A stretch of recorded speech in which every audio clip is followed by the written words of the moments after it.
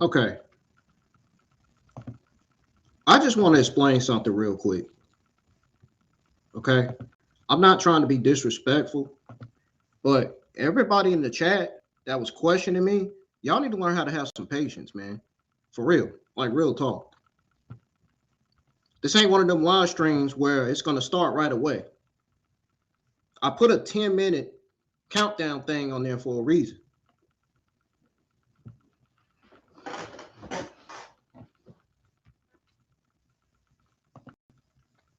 Do y'all understand what I'm saying? Okay. Just want to make that clear. Those of you that subscribe to my channel longer, you already know how the streams go. So please, to everybody that's been subscribed to my channel longer, let these new people know how my streams go and how many minutes it takes before I go live. Because I literally just said it takes 10 minutes before the live stream starts. I always had it like that for all my streams. Now, ladies and gentlemen, welcome back to the IWN YouTube channel. Welcome back to another Friday Night SmackDown watch along for Friday Night SmackDown Season 28, Episode 9. If you are new to the channel, hit that subscribe button, turn on the bell for all notifications.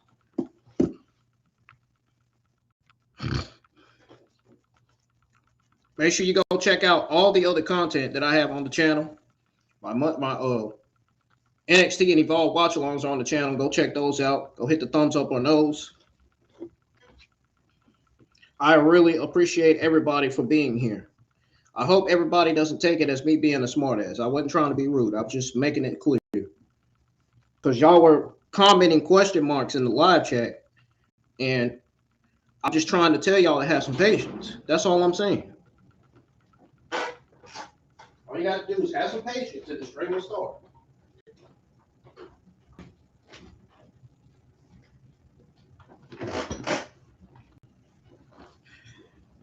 We're going to get to this SmackDown episode here in a few minutes.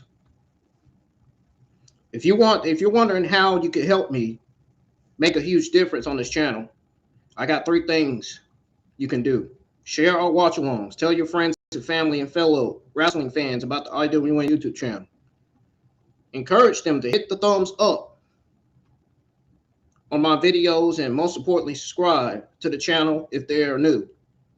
And number 3, keep on supporting. Your views, likes, and comments and shares always help out immensely. Every single one of you is a part of this IWN journey. Your support means the world to me.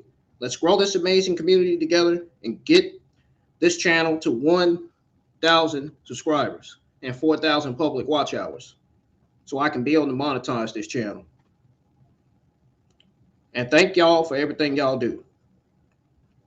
Especially the ones that's been subscribed to my channel longer that already know how I do my streams. I really appreciate it.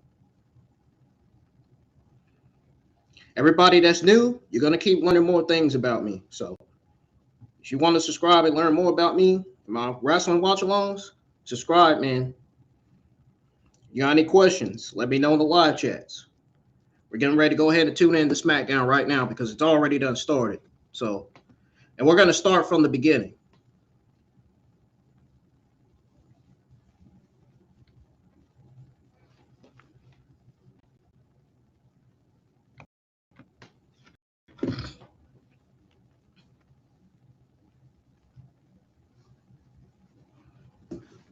That means if it's you and me, title. All right, let's go ahead and start from the beginning.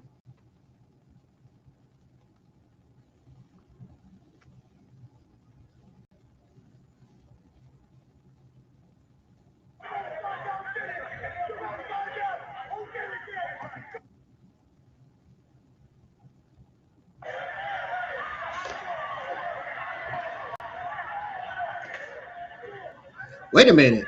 Is that Jey Uso being escorted in the back of the ambulance? Yep, that is Jey Uso.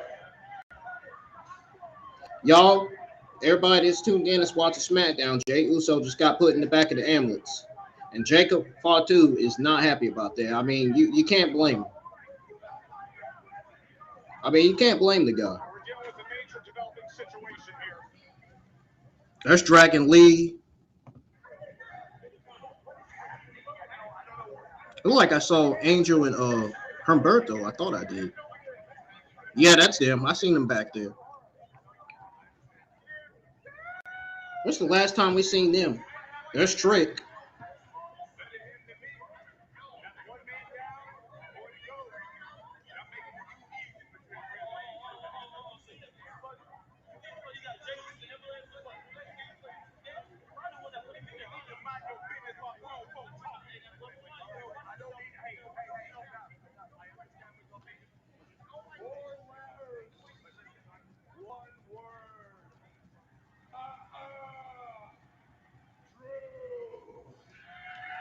Drew McIntyre must have been the one that took him out. But I have nothing to do what happened to Jey Uso. As hilarious as it is, but I know how it goes. I tell the truth all the time, but Drew McIntyre is guilty till proven innocent.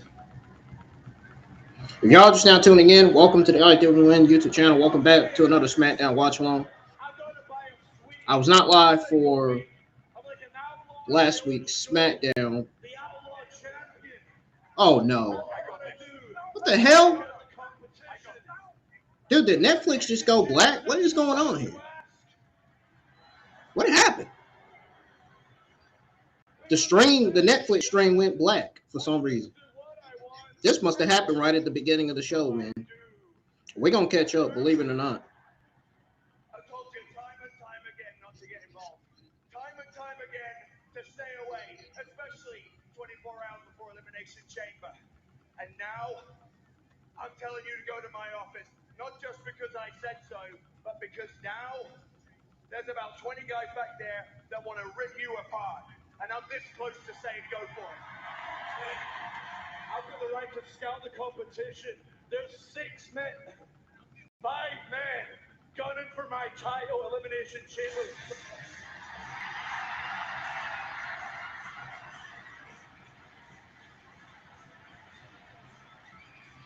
Enough! Enough! Drew, let's just fight right here and right now! You want to fight right now? Louisville, you want us to fight right now? What is going on tonight? No. How would that benefit me? I'm the champion. Dude, this better not be a Boar Fest show tonight. No. I don't like mediocre shows, man, or terrible shows. NXT stepped up this week, somewhat this week, but most of their shows have been mediocre every Tuesday night. Monday Night Raw, some weeks their shows are solid, some weeks their shows are mediocre. Not up on that great level to where you can say it's the greatest Monday Night Raw episode of the modern day era. Oh, dang! Cody Rhodes just called McIntyre a bitch. No, he did not.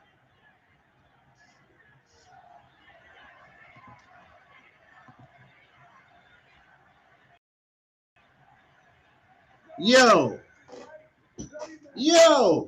Tomorrow night, after the Elimination Chamber, I get the There goes Randy Orton. The show just started.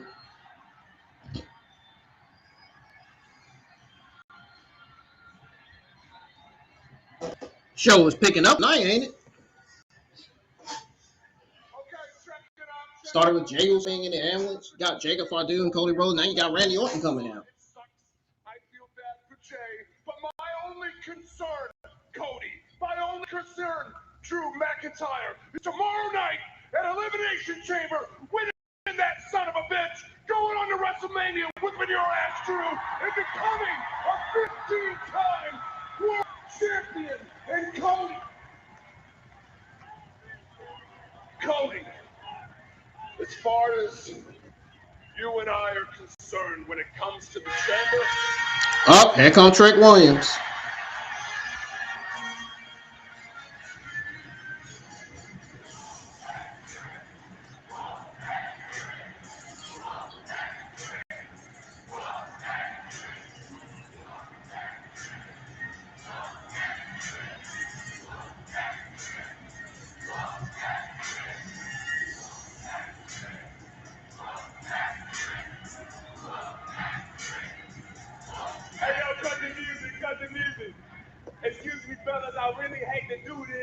But you got to understand, I mean, Trick really is like the hottest thing in the business today. You feel me?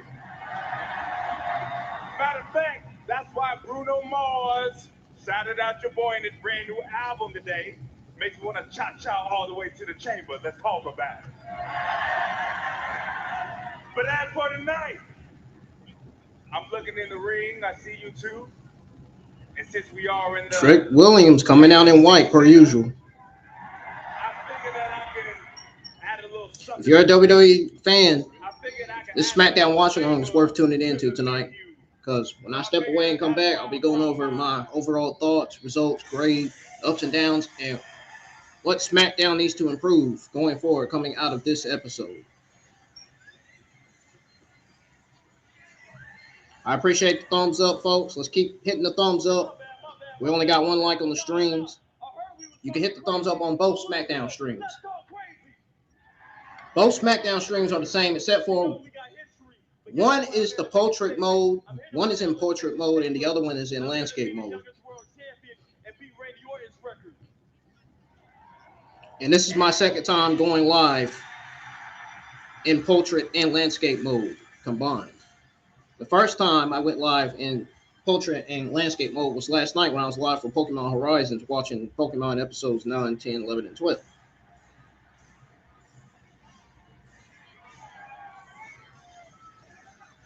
Here comes LA Knight. Yeah. How many of y'all in the live chat are a fan of LA Knight? I'm just trying to see something. I'm just curious. You guys are not done talking out here because I hear a lot of empty promises. I hear a lot of big talk. I hear nightmare this. I hear fancy that. I hear fight for this. I hear lemon pepper. Moron idiot. But at the end of the day, we got 24 hours to Elimination Chamber, and every single sorry soul, you, and you all belong to the man they call the Megastar. And then Drew, you mush-mouth moron. That means if it's you and me, that title belongs to me. Yeah! With everybody saying, whoop that trick.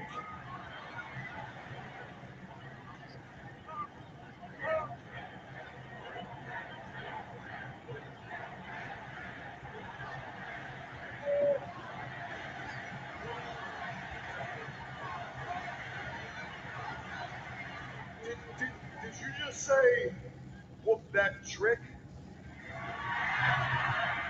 Yeah. Okay.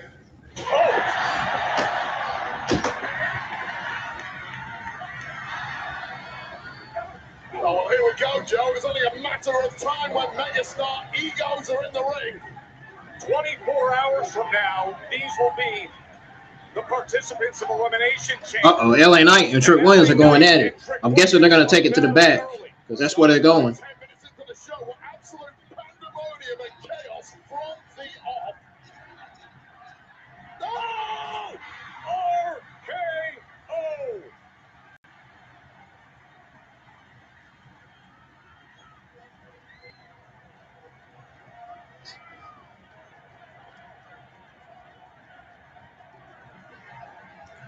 Dang, Randy Orton just RKO'd the shit out of Jay Vaughn.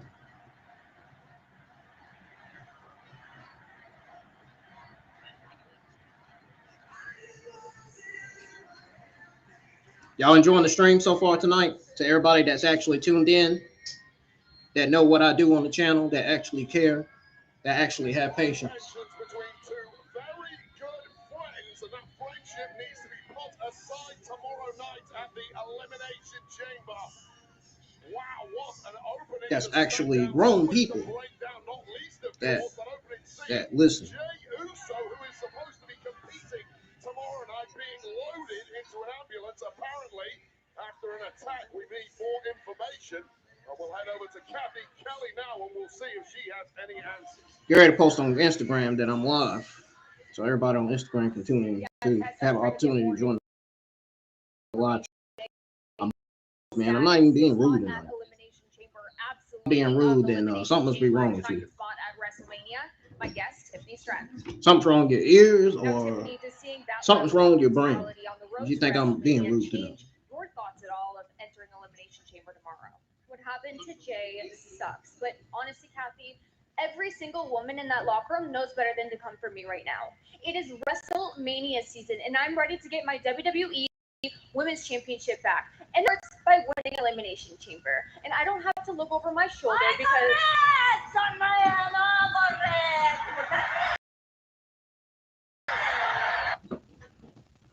Can I help you, Oscar?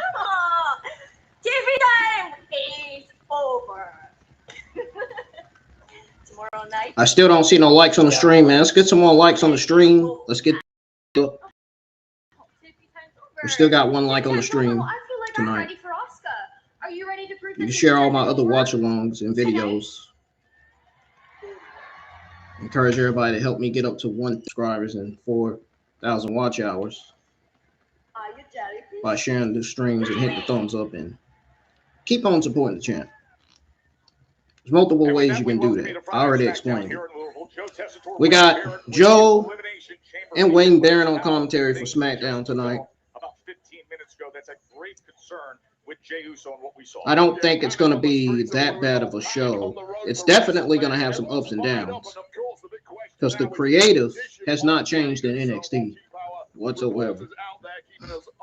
Hell, I don't even think the creative's changed on Raw and SmackDown. They won't even have a draft. With how SmackDown has gotten underway here in Louisville. As for the night ahead, it is a big one, and Louisville is ready. Gold is on the line. Rhea Ripley, Io Sky, the Genius, and Rhea, the biggest match of the title reign. All my Espanol people know what I would say already. Señorita Bonita. Championship match that is coming your way.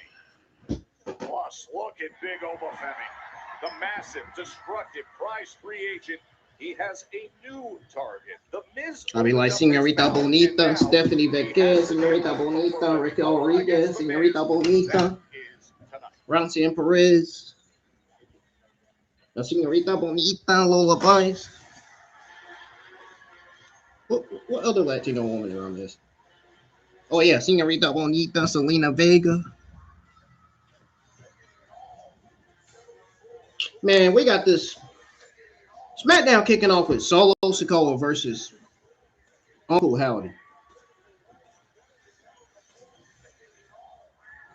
Dude, when are they going to end this feud, dude? They've been doing this feud for about 8-9 weeks now. I wouldn't necessarily call this long-term booking. Just saying. From Las Vegas, Nevada, weighing in at 250 pounds, he is one half of the WWE Tag Team Champions. Bro, I'm not here for the entrances, man. I'm here to see the matches.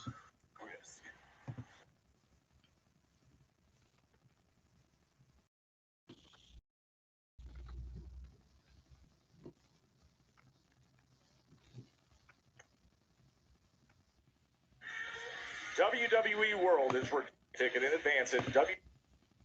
Wish you had feet down on Ilya Dragunov to help interrupt.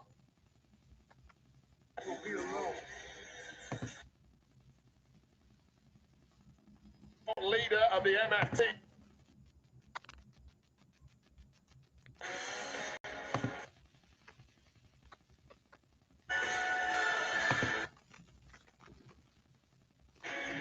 I'm skipping it so we can catch up with the show. Just the two of them there. There they are. Solo Sikoa. So we can get into the battle. I just want to see if these two got chemistry in the ring or not. I'm just trying to see something. I'm just curious. Between these two, but finally it comes to a head. You see Solo starting this match by pointing over to the lantern. And Those of you that are just now tuning in, curious as to how you view this is your SmackDown watch along for Friday Night SmackDown episode 28. I mean, season 28, episode 9, Elimination Chamber Go Home Show. But for Uncle Howdy, this is Subscribe to the channel if you are new. Only if you do. Hit the thumbs up. Let's get at least 6 or 7 likes on the stream tonight, if we can. derision and an instigation for what has arrived here. Any likes would definitely be helpful. I mean, it lets y'all know that I'm doing something right, you know. It lets y'all know that I'm doing the streams right and I'm doing a hell of a good job. The Wyatt 6, that really is that lead like. Comments would help too, but mainly the likes. Well, nothing without that lantern.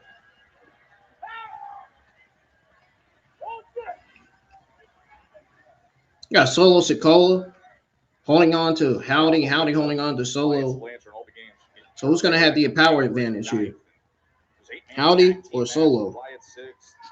Solo took the lantern, distracted Uncle Howdy at that moment. We got Uncle Howdy and Solo Sikoa throwing hands at each other. Also took 10 gold from the Wyatt Six family, so it's been all about the MFTs in recent weeks, that's for sure. Who's got the power advantage? Oh, Uncle Howdy does. He just put Solo Sikoa down. Oh, he was going for the Sister Abigail. Solo Sikoa rolled out of the ring just in time. That was a smart move by Solo Sikoa. He knew it was coming. He didn't want to be in the receiving end of that. Oh. I wonder. Uh-oh. Oh, look at him. See, he thought he was confident. Now he done hit his finger on the ring post. Trying to Samoan spike Uncle Howdy on the ring post.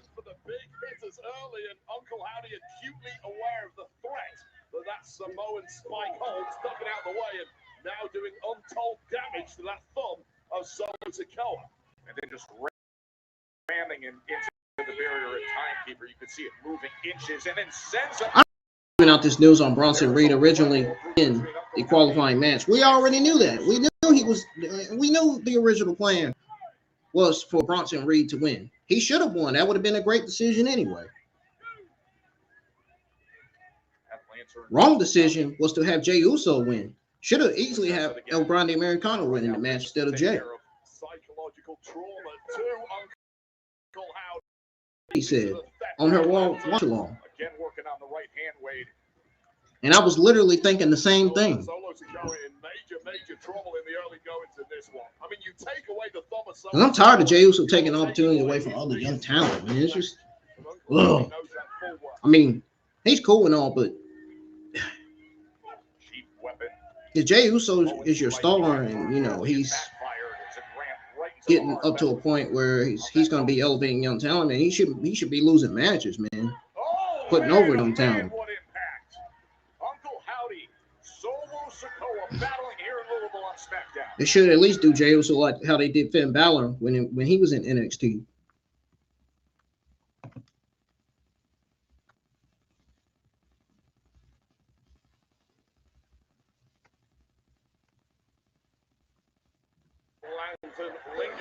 Send Uncle Howdy into the barricade there, black barricade. Now he's holding his lantern. Solo Sikoa is.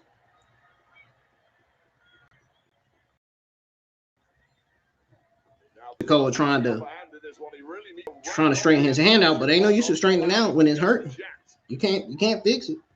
You ain't God. Full well the power that man holds. You can see how affected Solo was by the damage that was done early on to that right hand, specifically that thumb, the chief weapon of that Samoan spike. Two big, powerful competitors are going to be pushing 280 pounds the pair of them. But every time he has to utilize that right hand, he is just writhing in pain. So now he goes with the headbutt instead. Frustration on the face of Solo Sikoa, knowing he could well have killed this one off already. Not been able to utilize that Samoan spike, but there are more than one way to skin a cat. Y'all know y'all can comment in the live chats, right? The live chat is open. See Solo trying to do damage to Howdy. In on that right shoulder and trap.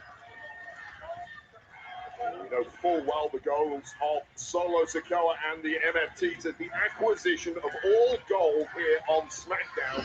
Honestly, I'm not even paying that much attention to this match because they've been feuding for 8 weeks now. I mean, the end is feud, enough's enough with it. Honestly. Putting this to bed for good tonight will open a pathway for Solo Sikoa and the rest of the MFTs, including, of course, Tama Tonga, who seems to be incredibly interested in Carmelo Hayes' United States Championship at present. It was an interesting exchange between Shinsuke Nakamura and Tama Tonga a week ago, as we were able to hear that exchange.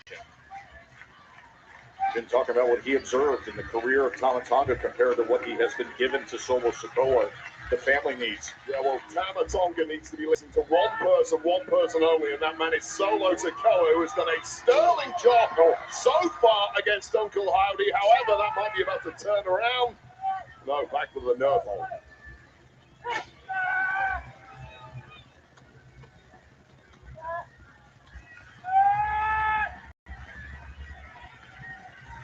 So much of the Arsenal. I see what you're saying in Spanish, Marlon. Their backup and the family that's surrounding them. It is alien territory tonight. What But in it? Solo Sikoa currently. Oh, I see what Solo doing. Okay, so this is what he doing to Uncle Howdy. He doing this. He's trying to like bring him down. Man, I know that's gotta hurt. Man, he's gonna have a stiff neck when he wakes up in the morning. He survives it, getting that right shoulder up. I'm trying to make sure this quality is standing out. That's what I got on the stream. I got my stream on my phone. I gotta have it on my phone every week to keep the quality going, to keep it from messing up. If I had faster freaking upload, if I had a faster upload and download, dude, I don't think this shit would be happening. And even more megabytes. Albeit without his big hitter, that Samoan Spike available. How about this crowd here at KFC Young Center on Elimination Chamber weekend? Howdy battling back. Yes, I speak English. Of course I speak English. Wrestling. RNS Wrestling. Of course I do, man. Y'all just gotta have some patience, man. You know, you see the countdowns on the stream. You know, you get if you see the countdowns on the stream, you get an idea of how many minutes the countdown is. As soon as the stream starts, it's automatically 10 minutes before I start. Some streams I set it back to 2 more minutes because I have to do some stuff. I have to finish backgrounds and everything. But I'm gonna start doing my backgrounds and stuff early from now on, so that way it could go actual 10 minutes and then the stream can start. Take another look at this. 280 pounds of Samoan coming crashing down on the sternum of Uncle. We got another new subscriber. Keep it up, folks. You guys are doing great. Solo Sikoa can close this out.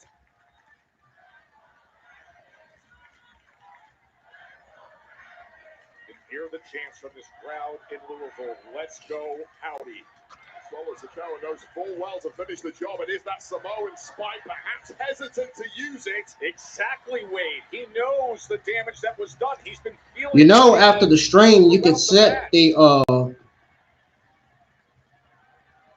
you know, after the stream, you can set your CC to Spanish auto translate. Y'all know y'all can set that to all my Hispanic people. You know, I love Hispanic people and I love our culture. You know, you can set it to Spanish on auto translation. That way, you'll know what I'm saying in Spanish on the live stream. Didn't know y'all can do that, did y'all? You can. But it's only available after the live stream. It's not available during the live stream, unfortunately. I don't know why YouTube has it that way. It doesn't make sense.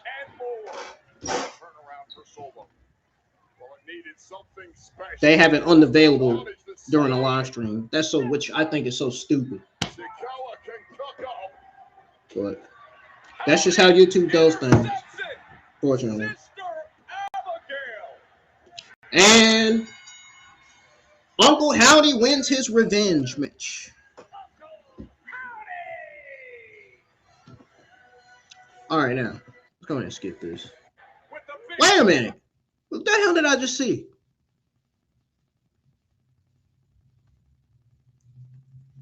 We got to go back. Hold on. The MFT just came out of nowhere. Watch this. You're going to hear commentary. The MT going to come right behind him. Oh, look at that.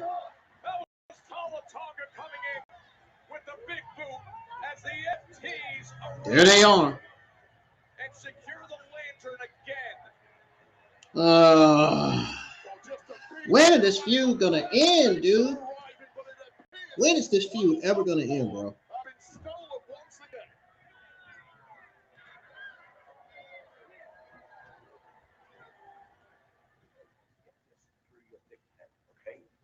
Tomorrow night is Elimination Chamber.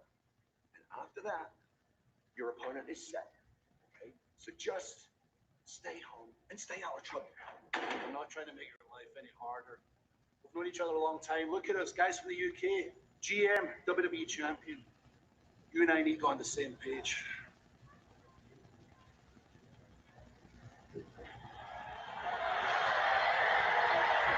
Whoa. What can I do for you, gentlemen? Well, the first thing you can do is give a better reception to the vision than whoa.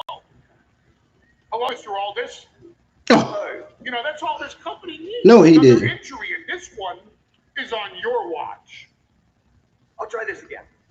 What do you want? Let's get some more people in the live chat. You can do that by sharing the live stream. Let everybody know that I'm live. Obviously, with You can share it on your Facebook news feed, Instagram news feed. You can share it on your Snapchat.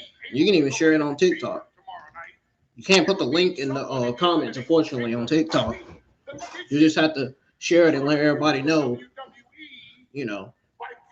The link to my YouTube channel is in my Instagram bio. You have to go over to Instagram and click on it.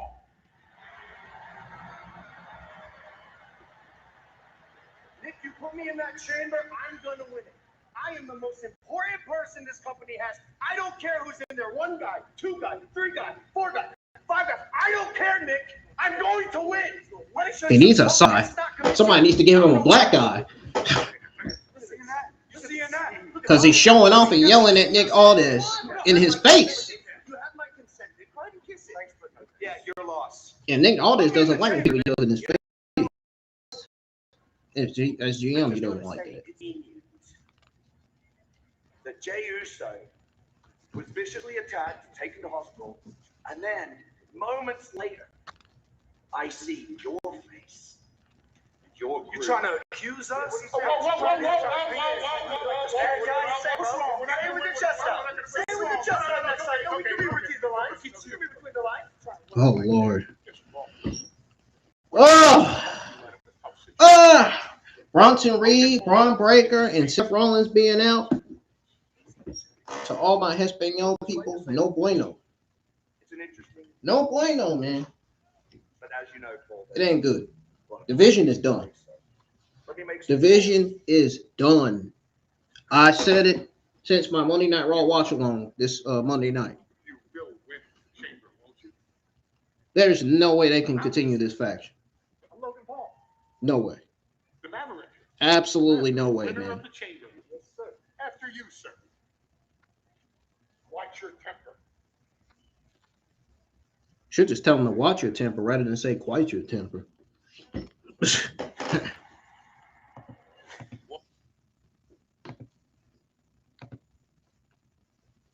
You know, the show's scripted, so.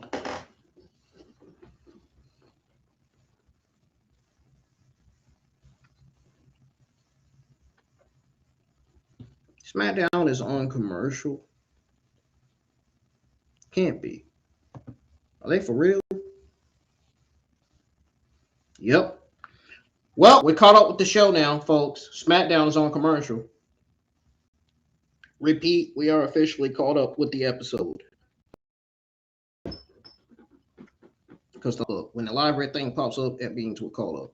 If it ain't popped up and it's gray, that means we're behind. But we were a little behind, but we are right where we should be now.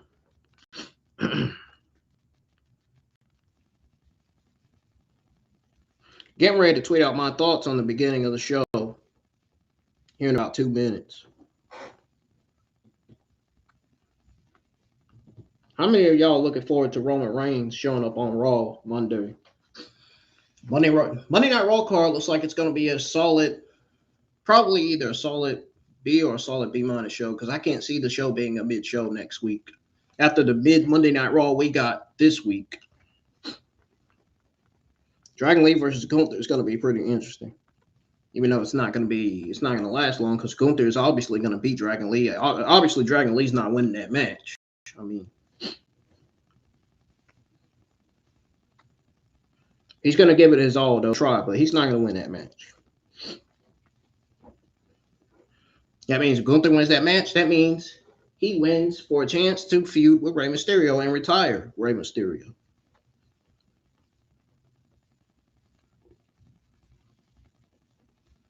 And if they don't have him retiring Rey Mysterio, then what else do they have for Gunther to do? Exactly. They need to hold off on the Brock Lesnar and Gunther feud. That doesn't need to happen right now. I could see that happening at least at a SummerSlam or something. You know, I could see SummerSlam being Brock Lesnar's last match. Honestly, I think that would be the smarter decision. It'll be great to have it there, but I think SummerSlam is the better choice for Brock versus Gunther. You know, for Brock's final match.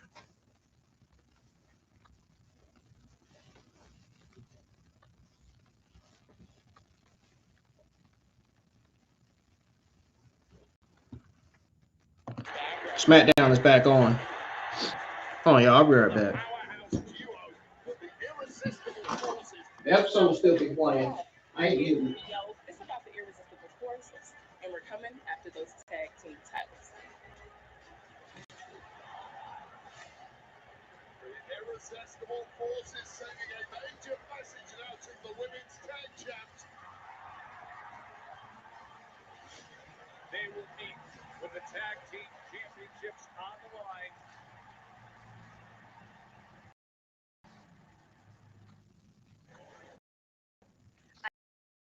I am here with the WWE Women's Tag Team. Tonight, you defend those titles against Nia Jax and Lash Legend. And tomorrow, Rhea, you step inside one of the most brutal matches we have here in WWE Elimination Chamber. Do you feel as though your focus might be fractured heading into your defense tonight?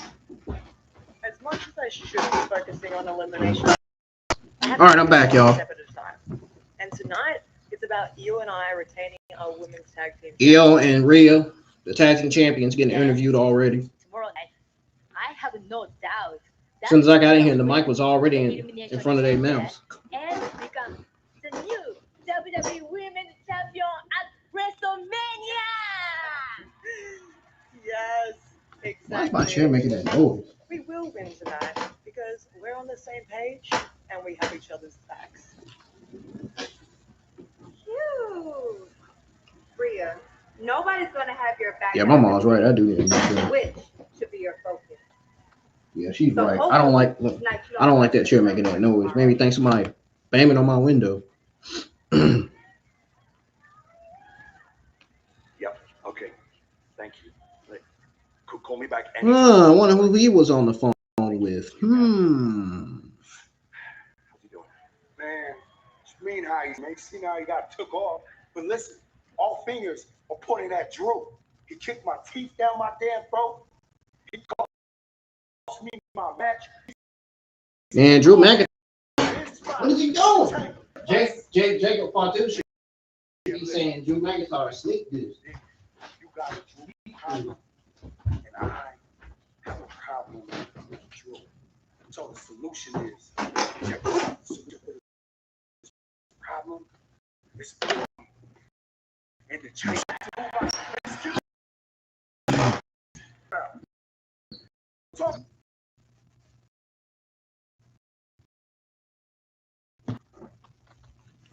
And I didn't fall low like that.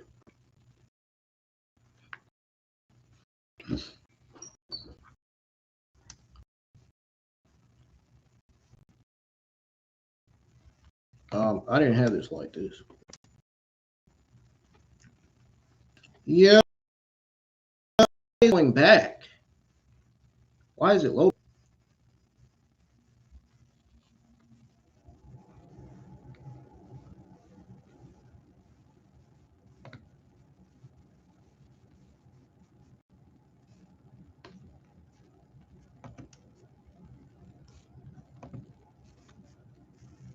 Hold on, y'all. It's low.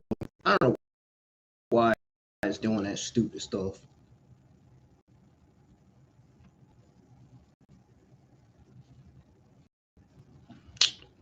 Oh man, not this again. I hate when it does this shit. Had this problem with the Royal Rumble watch along.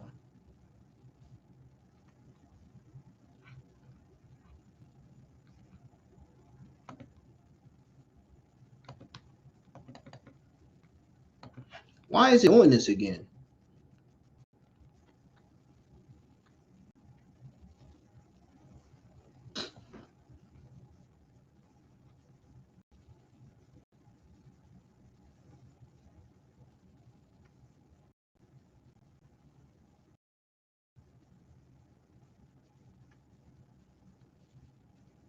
Oh my god, dude. You gotta be fucking kidding me, bro. Hold on, y'all. I got error.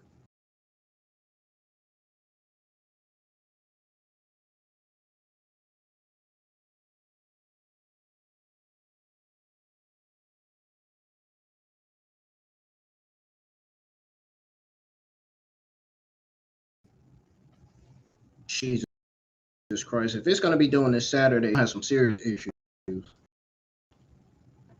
Because I'm not doing the portrait Saturday. I'm doing it only in escape mode. Get that portrait landscape stuff for rest, and then we can do it in portrait landscape mode for Raw. Unless y'all want me to go live in portrait plus landscape mode for Elimination Chamber, if you think it's going to work for Elimination Chamber, I can do that. I don't mind that. Let me go back and see what Jacob Fatu said, because I didn't get to see that because it went to error. I don't know why it fucking did that.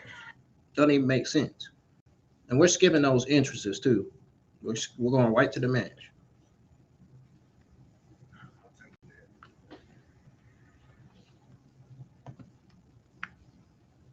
You get to see what they said, man. Damn. Wow, we'll solve that problem. I will take out consideration. Make sure y'all are hitting the like button, because I don't see no likes. I still only see one like on the stream. Logan Paul watching, Jacob Fatu watching. We'll see what the solution is.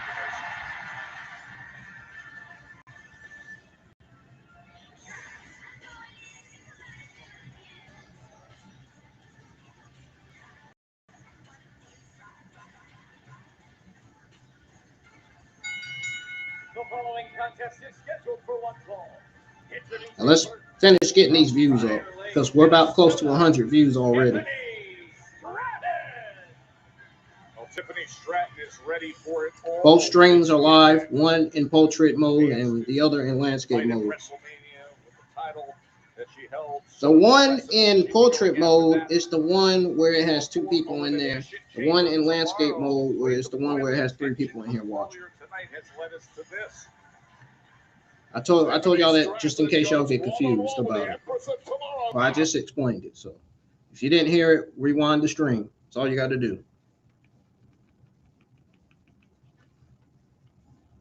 So we got Tiffany Stratton versus Asuka, a match that we didn't even know was going to happen tonight.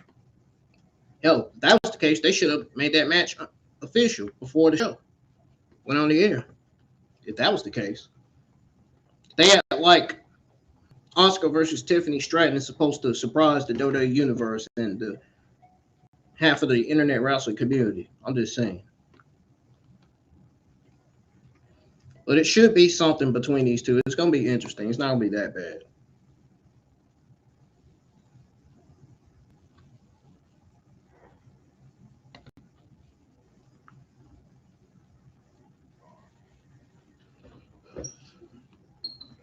SmackDown's on a commercial break.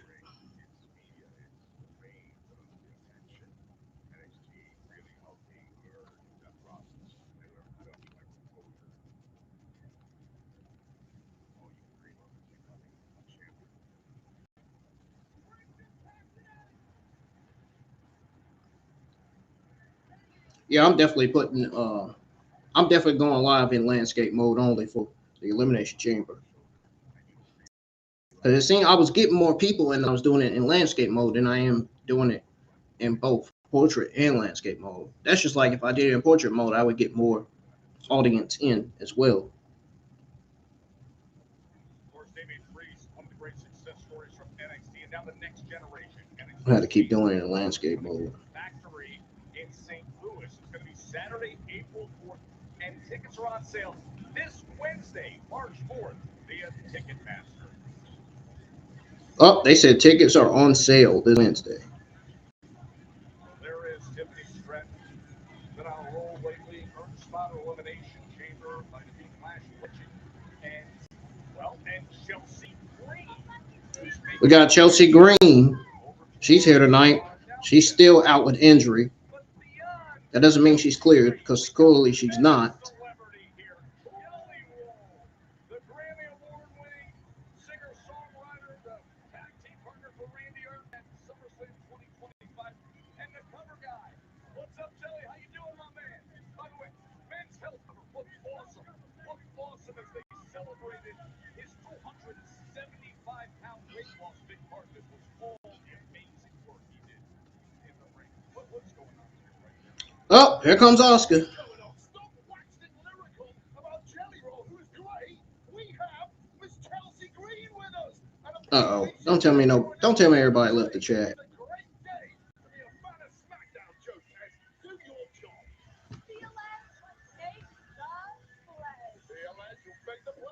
All right, those of you that are leaving the chat, you're gonna miss this match between Oscar and Tiffany.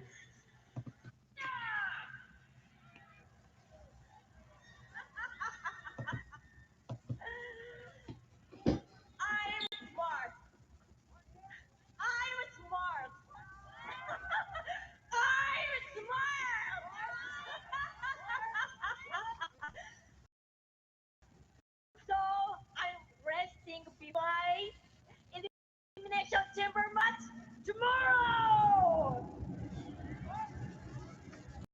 Instead, you can face Kyrie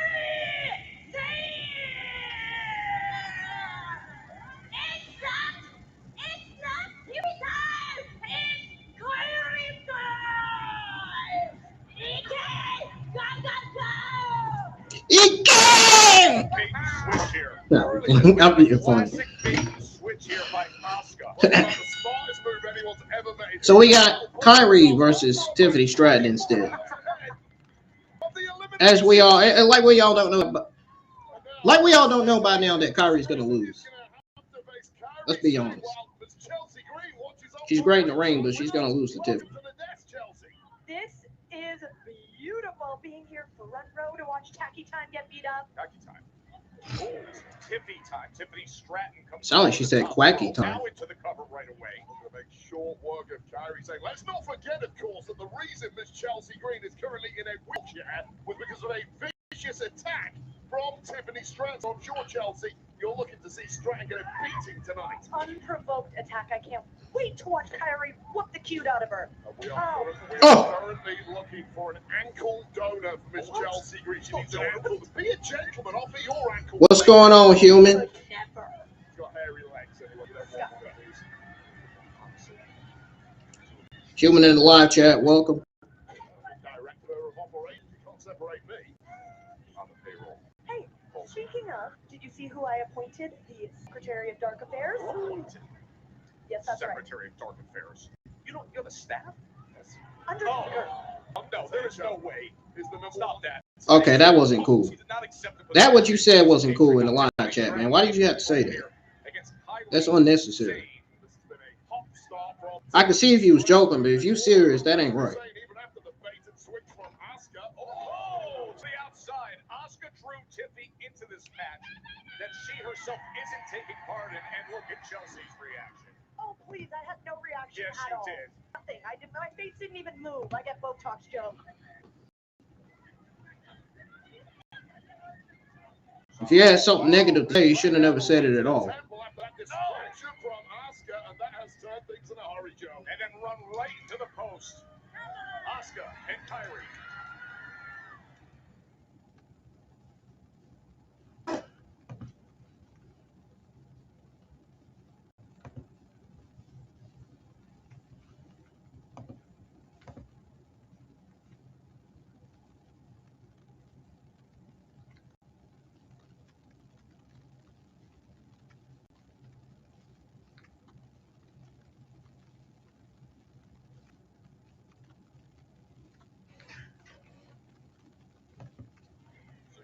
situation here in Louisville. As earlier tonight, there was a boiling point that was reached between Tiffany Stratton and Asuka. And then Asuka comes out and switches things up. She says, I'm concentrating on Elimination Chamber. You're going to face Kairi Sane now. Okay, now I've got to ask you, Joe Tex, what on earth were you thinking when Tiffany in the corner, Kairi Sane taking over. for some reason, Now she's throwing her. Kairi Sane is beating her with punches. However, I was wondering what did you make this happen is what I was thinking. You clearly had something to do with this. Joe, you continue to discuss me. It's to steal a phrase. Kairi Sane's picking up Tiffany Stratton. Is a rather toxic individual. Oh. Tiffany Stratton just Do you know what? Every good leader of their nation has haters, so I am used to this. However, this man is my number one hater, sipping on haterade. Number one. Tiffany Stratton, Kairi Sane, back and forth. Yeah, this guy's going. Have any thoughts so far? Yeah, this guy's got to go, man, because The best part about me is that I have zero thoughts. anything negative, I'm going to put on timeout. Every single thing that's going on with Tacky Time is getting I'm putting this guy on timeout. Why they gave you a headset? Chelsea Green is living in the moment, Joe Tesh. You're always in your own head. That's the issue. It's not all about thoughts. Sometimes it's just about enjoying the situation, watching Tiffany Stratton, the vicious Tiffany Stratton. You don't say stuff like that in a live chat. Incredibly skilled, athletic, fluid, all of those things, but also vicious. Who's a former world champion trying to get back to the pedestal, having gotten through an elimination qualifying match. Who has rather unwisely accepted a match against Kairi Sane just 24 hours before the Elimination Chamber, Joe. Tacky Time may have great hair, but she does not have a great brain. Very gutsy. Thoughts on the other stuff that happened in the show earlier. So I'm going to have this camera on for a few seconds, or for a few minutes at least. So what's plans for this weekend, man? Are y'all going to be live for, if you're a YouTube content creator, are you going to be live for Elimination Chamber? If not, are you guys going to be able to tune in to my Elimination Chamber watch along tomorrow? I'm going to put up a voting poll asking which mode do y'all want me to go live for my Elimination Chamber watch along on. Portrait, landscape, or both? Okay. We should also see Nicholas. I think Sir Nicholas the Prickles, and while we're at it, Sir what? Sir Nicholas the Prickles, and I think while we're at it, going after WWE management, we better go for P-Head Pierce too. Ooh, why not? Take a boat down. And we could put Alba Fire as one of the GMs and The Undertaker as the other GM. Oh, incredible. We've got a cabinet. Both down, Kairi Sane and Tiffany Stratton. Which one of them is going to get up? Is it going to be Tiffany Stratton or Kairi Sane? And the crowd has been really quiet. They ain't really been that loud. Interesting circumstances here on Friday Night SmackDown, the night before Elimination Chamber, as Tiffany Stratton potentially putting herself in harm's way a little bit 24 hours before Elimination Chamber and taking on a match against Asuka, who will be in Elimination Chamber. But There she goes. to Kairi Sane. Kind of figured she was going to do that. Changed the game, but Stratton, The name of Slam. now ratcheting through the gears and looking damn good in the process. And now Kairi Sane is in big trouble. Chelsea Green Tiffany got a new boyfriend. here for some reason. Flanked by Alba Fire. There's a word for that when you disrespect the president. I can't remember what it is right now, but it'll come to me and what it does. Rolling senton. Oh, she was looking for the prettiest moonsault ever. Took a little wobble on that top row, perhaps after such a beating from Kairi Sane. And Kairi Sane did not need a second invite to attack. And now tied up on the wrong side of the tracks is Tiffany Stratton. Kairi Sane. Tiffany Stratton, such a compromised position. You know what that's like, Chelsea, when you're in against Tiffany. No, I absolutely do not. I've never been in a I called a compromised match a situation. few weeks ago where you came out on the wrong side of it. Well, you must have had your silly little goggles on, Joe. No, so what glasses? Prescription glasses. 50 years You old. look silly. Oh, double stomp! What an impact! Keep in mind what we just said. Tomorrow's Elimination Chamber for Tiffany Stratton. Kairi looking for the win right here, and Stratton able to cut it out and get that left shoulder up. Well, with that double stomp from the top rope, it may well have eliminated the chances of Tiffany Stratton tomorrow night, because this was a hard landing on the back of the head for the former women's WWE champ. A late kick out here. Tiffy's still alive, but not by much. Barely. This is exactly what Asuka planned as that running elbow comes in. Of course, Asuka, one of the 6 participants tomorrow. We are dangerously close to 900 subscribers. I'm trying to think how many more we need. Asuka must be impressed with what she's seen from Kyrie so far, but can Kyrie finish the job? Suddenly, here we go. Yeah, at least about 9 more subscribers. We'll be at 900. So subscribe to the channel only if you're new, and hit the thumbs up. Let's get more than 1 like on the stream if we can. Those of you that's been subscribed to my channel longer, man, encourage the new people to hit the thumbs up for me, because I don't think they can hear me. This is what Chelsea was just pointing out was so close. Oh, so close, but yet so far away from winning. Tacky time. Kyrie looking to take control here out on the apron. Kyrie, who is certainly looking to get back in the good books of Asuka after that disaster in the Royal Rumble match several weeks ago. A big over Tiffy here with help. Oh, God! Oh, man, oh, man. It's a nice reversal there from Kyrie Sane, who took a nasty landing in the process for that DDTing Tiffany Stratton right on the ring apron. Well, this could be a double count out if we're not careful. Wow, man. Exactly what we're talking about. I mean, you catch the edge of that ring apron, and 24 hours from now, you're in the most vicious, brutal structure of all, the Elimination Chamber. Sitting up top, delivering, and now looking to put it away.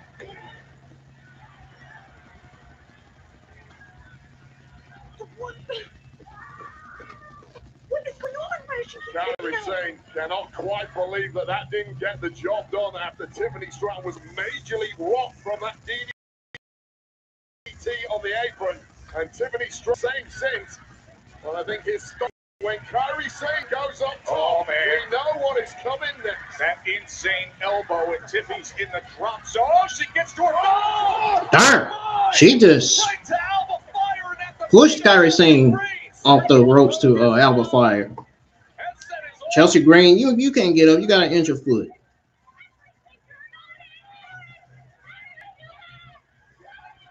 Hey.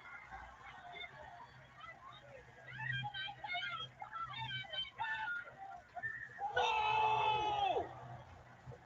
Tiffy out of the way, and Chelsea takes the impact. How much abuse can one woman take? Chelsea, are you okay? Hey, she's the one who decided to get in her face. And now back in the center of the ring. Her husband, Matt Cardona, should be coming out checking on her. Huh. In the drop zone. Prettiest. Boom! Moonsault. That's it. It's over.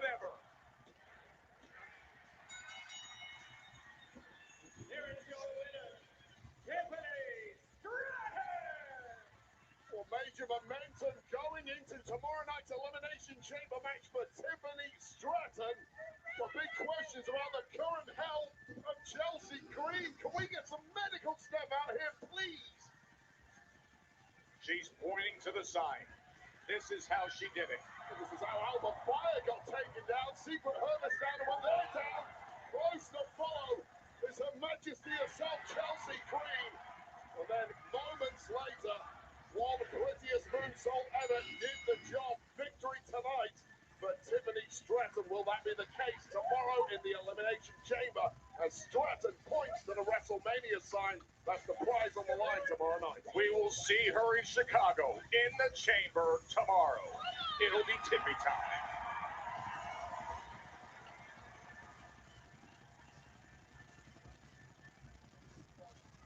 Well, once again, how very convenient. By the way, it's a nice office you got here, Mr. Hall. Thank you. Speaking of my office, I was looking all over. Is Logan trying to play him, or is he being real when he tell him that? Making it convenient for you. I appreciate that. But seeing as you're here, I have some news. I've discussed with my Raw counterpart, someone you're familiar with, Mr. Adam Pearce, and Logan Paul will get his opportunity to compete in the Elimination Chamber. Yes! Yes! What's the catch? It gets past you, doesn't it? No. Isn't the Elimination Chamber tomorrow? You will get your opportunity victorious in your match with Jacob Fatu. Are you out of your freaking mind? Jacob Fatu? Hold on. Nick, I sold the world's most valuable trading card. That's right. I married the world's most beautiful supermodel. I can be WWE's most dangerous werewolf. I'm Logan Paul, the winner of this year's Elimination Chamber.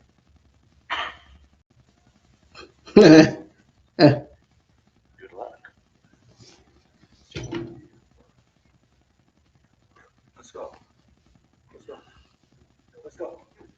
No, we good. Yeah, we good. Come on.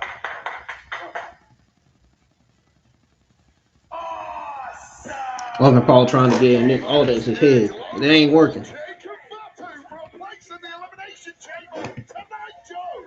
After everything that happened to start tonight with Jey Uso, that's what I came to play. I came to play.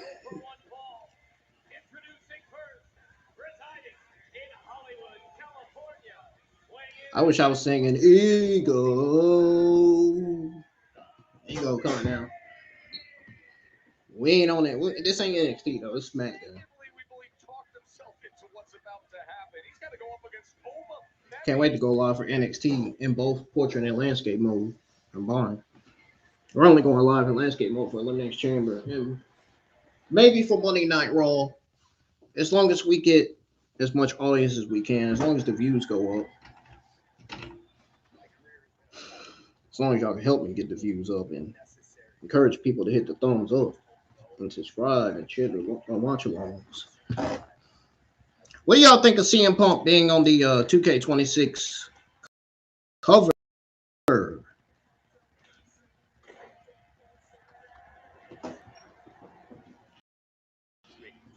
The game comes out, I think the game March 13th.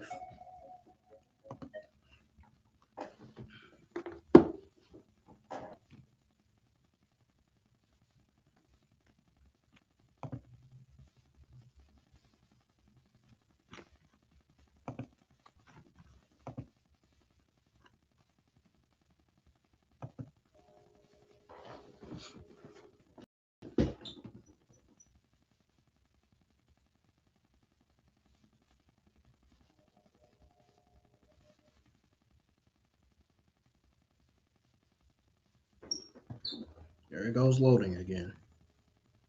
Oh, why it always does that?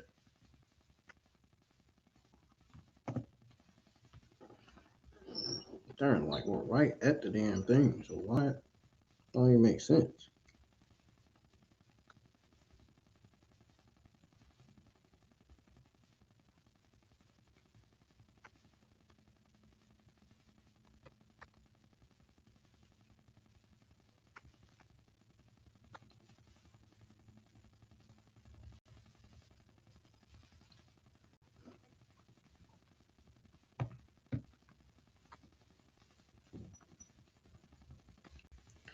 SmackDown is on. It's on the We'll Be Right Back screen.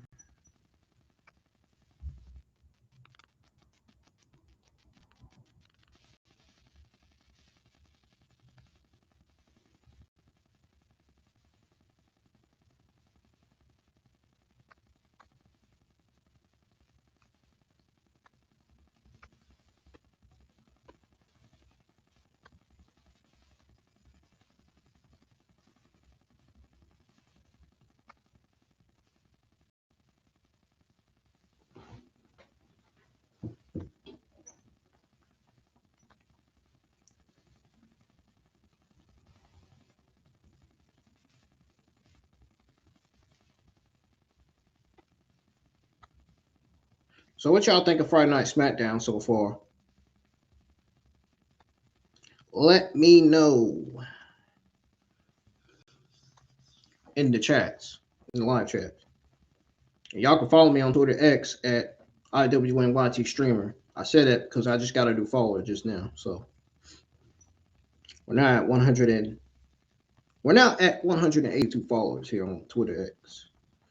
I'm be glad when I get this premium, so my Twitter X account could be back to a verified account. That way I'll be able to go live on Twitter X again.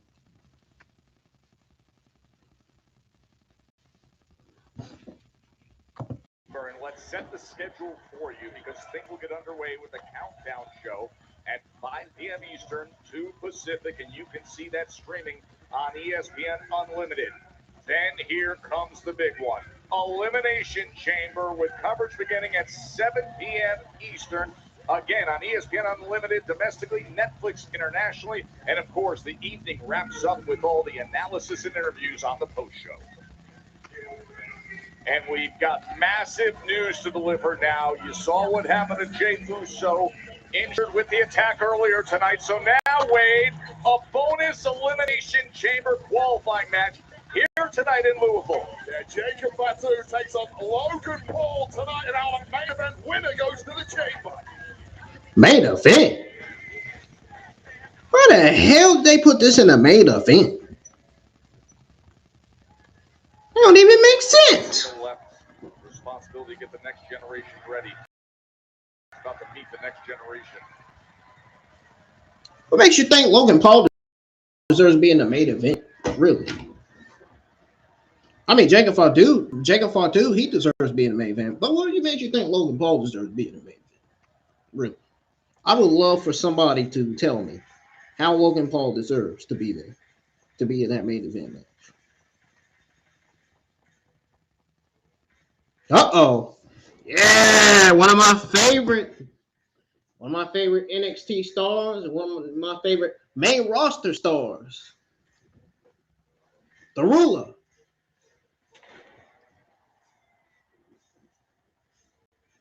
The Destroyer. The brink of a war. The brink of war. The brink of war. The brink of war.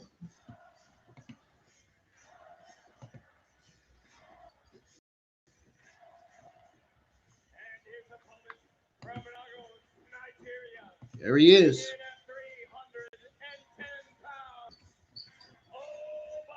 Ooh.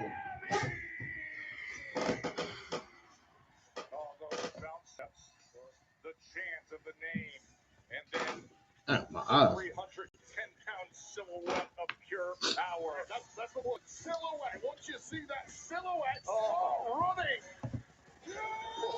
Here you go. Oba is here in Louisville. Unfortunately for Miz, so is he.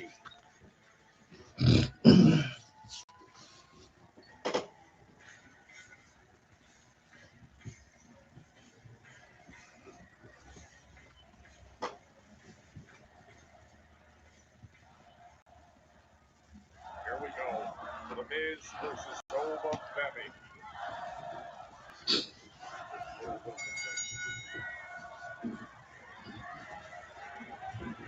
The Miz said, "Nope, I don't want nothing to do with Ova Femi. I don't want to."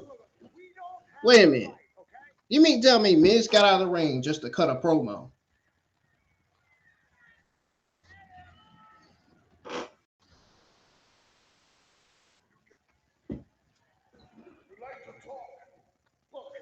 Look. We don't have to have this match. Nobody wants this match.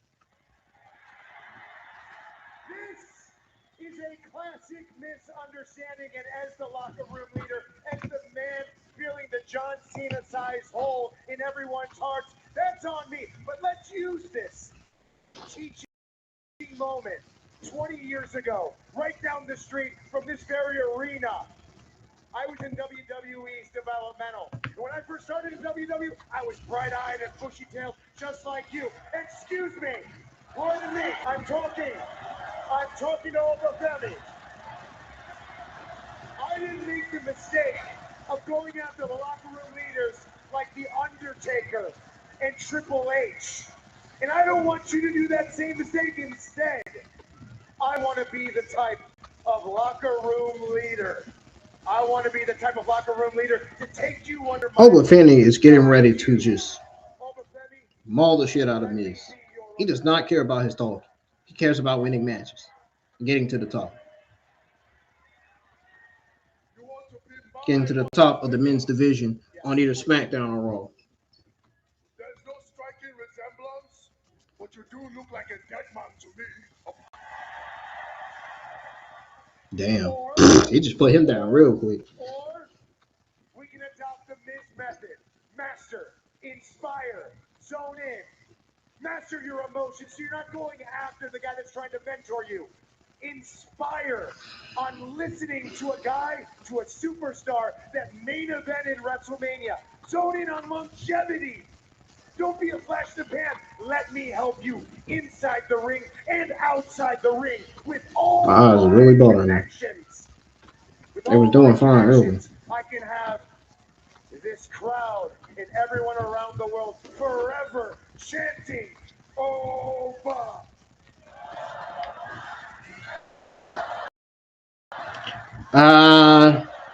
This crowd ain't buying it. This crowd beat you, and bam, it's over. Well, clearly, I don't need you to get them chanting my name. Let me humor you for 1 second. The third party opinion. Louisville! Do I join forces with this? Do we become the awesome rulers? Hell no. This about to be funny as hell. Mike, you're dying tonight. Oh, well, I guess the awesome rulers concept is You over. know what? You know what? We can use this as a teaching moment right here, right now for you and everybody else.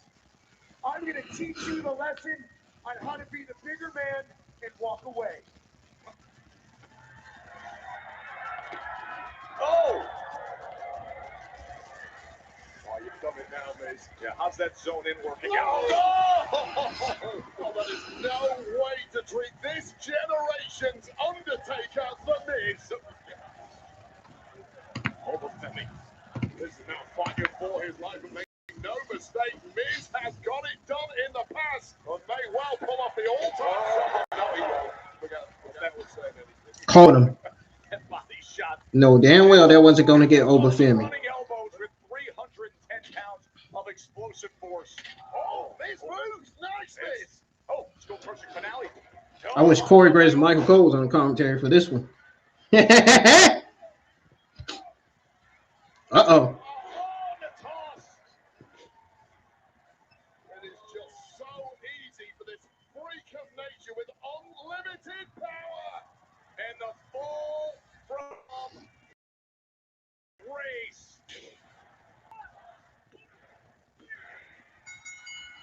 The squash match that Obafemi has won. Continuing to rule and destroy Obafemi once again. Well, it looked like Miz had a slight chance.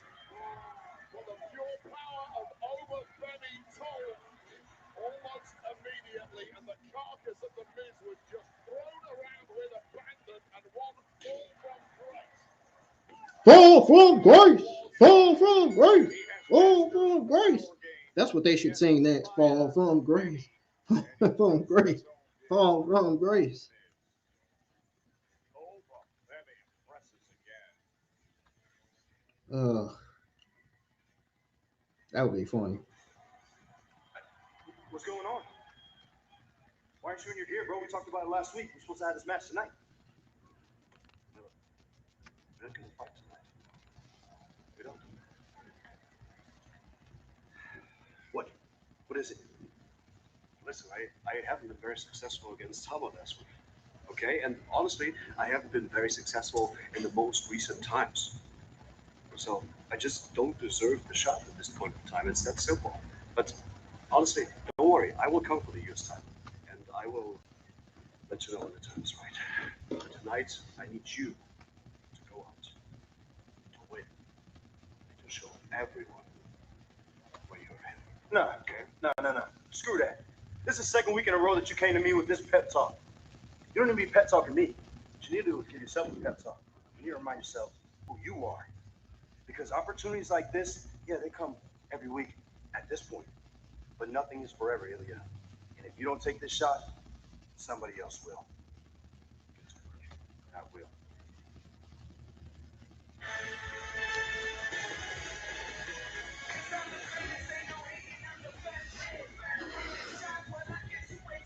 Here comes babyface Carmelo Hayes. Not heel Carmelo Hayes.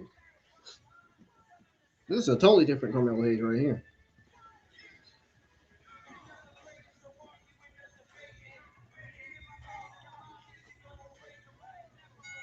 The following contest is scheduled for one fall. This is a United States Championship Open Challenge match. Introducing first, from Austin, Mexico, weighing in at 210 pounds, he is the United States Champion, Carmelo Hayes. Well, Melo did the right thing offering that to the Matt Dragon, but we are back to the Open Challenge. And who's going to grab that opportunity?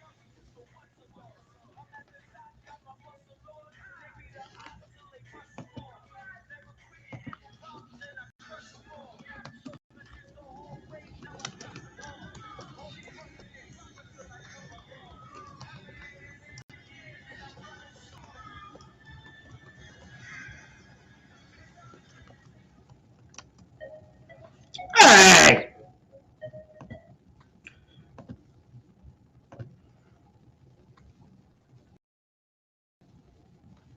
Man, they just had to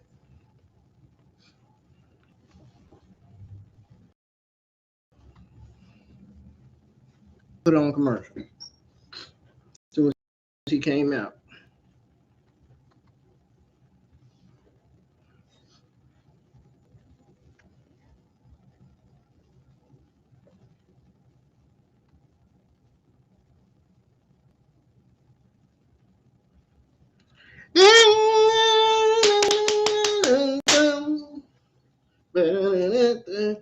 Ooh, that's right.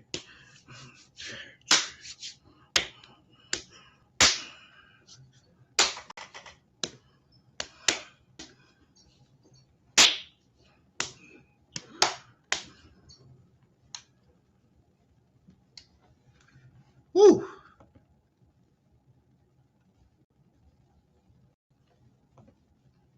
Unfortunately, SmackDown's not back on yet because it's on the Real Be Right Back screen. It's basically on commercial.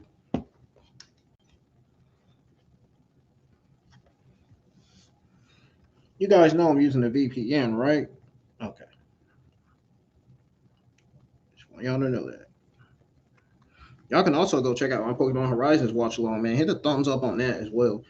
Even though I had got a thumbs down on that from one person.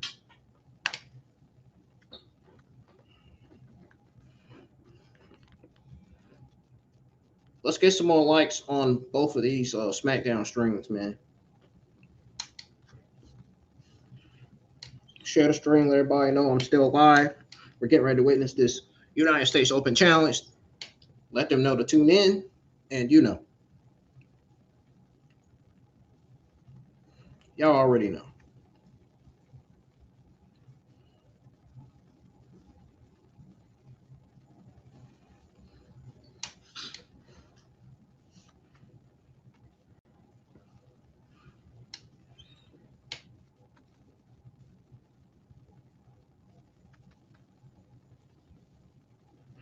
At this point, give the win to Jacob Fatu in the main event.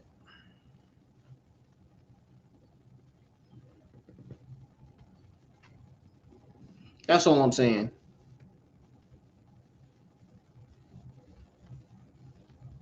Get the win to Jacob. Jacob could be a heel and a babyface in the Elimination Chamber. He could be the anti-hero. Still going to be a damn good match in that men's Elimination Chamber, either way.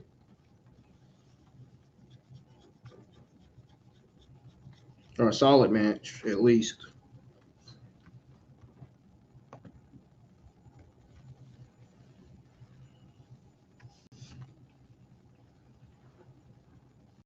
Okay, Netflix stream should be working back now.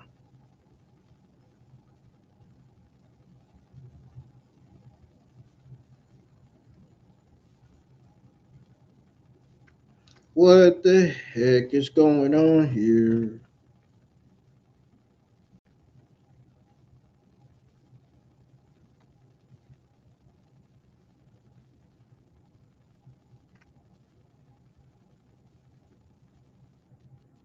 There you go. Ultimate weekend. You can enjoy exclusive group pricing when you purchase 4 or more priority pass packages. Perfect for families or parties or corporate outings.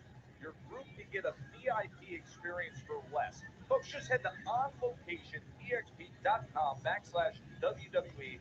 You get all the info there, and you can secure your priority. We got 3 people in the live chat on the landscape mode. How many do we got in portrait mode? We only got 1 person in portrait mode. Come on, man. Let's get some more people in tonight for this open challenge. Now y'all want to listen to it. So now back to business with great pride with the way he defends the U.S. title. Open challenge now. What's going to come out? Oh, whoa. Matt Cardona versus Carmelo Hayes. Woo! I was not expecting him to come out. And his opponent from Long Island, New York, weighing in at 230 pounds, Matt Cardona. How well received he's been since returning to WWE. Matt Cardona has been very direct way of saying he came back for one thing, and that is to compete for champion chance right here. He told me personally he did return to I tweeted out my thoughts at the beginning of the show in Solo Sikoa versus Uncle Howdy. That match was a mid-match. It was okay. It wasn't solid or great.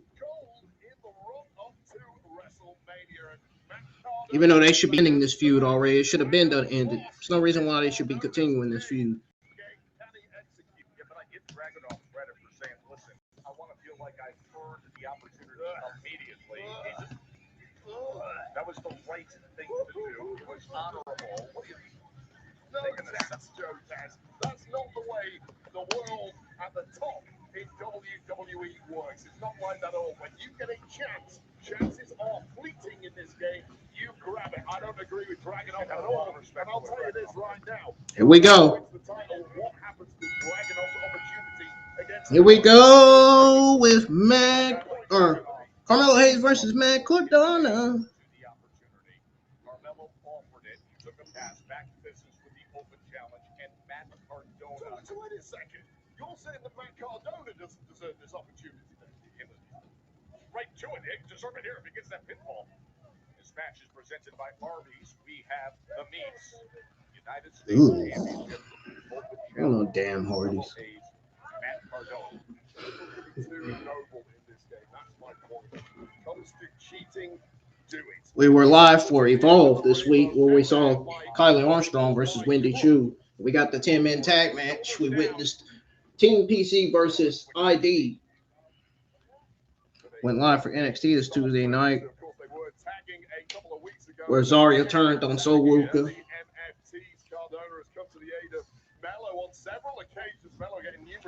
Vanity Project became the new NXT Tag Team Champions. Trying to think what else. Oh, Carmelo Hayes can't pick him up. Oh, drop kick from Matt Cardona. And Miles Bourne beat the Page to become the new North American champion. It was a solid low B- show last night. It stepped up somewhat, which is great. Hopefully they can keep it like that.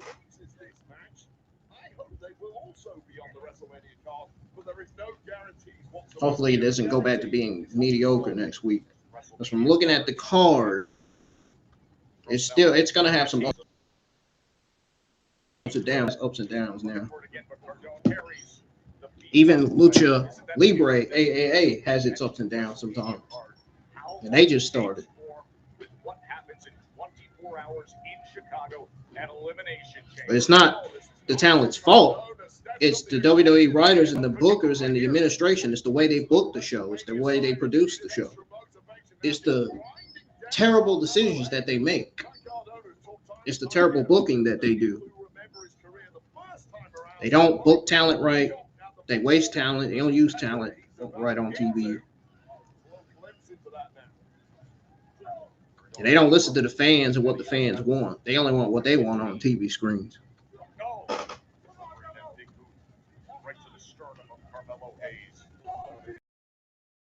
Thank you for the thumbs up. That makes 2 likes. 1 plus 1, 2, obviously.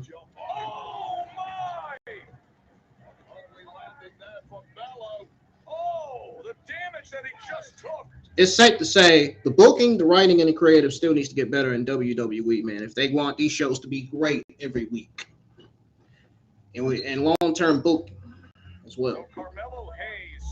And they need a draft, man. They really do need a draft. I don't know why WWE thinks they don't need a draft. They're just fucking lazy, man. Creatively lazy with booking stuff, with making this lazy decisions. It's bound to happen when you got guys in the administration like Road Dogg and Michael Hayes and freaking Bruce Pritchard. Need to get rid of Bruce Pritchard, Michael Hayes, and Road Dogg. Ain't doing up making these shows worse. I mean, they ain't been terrible every week. They've been mediocre. Most of the NXT shows have been mediocre. Sometimes Raw, like I say, for Raw, sometimes the Raw shows are solid and sometimes it's mediocre. Some weeks. Some weeks they are. And for SmackDown, so just like SmackDown, some weeks SmackDown have solid shows. And some weeks they have mediocre shows. The reason why I started explaining to y'all what I believe Raw, NXT, Evolve, SmackDown, and Lucha Libre AAA needs to work on is because I care about this company and I want all these brands to succeed. I don't want all these brands to fail and lose audience like NXT did. NXT still beats AEW in the ratings viewership, even though their shows have been mediocre as well.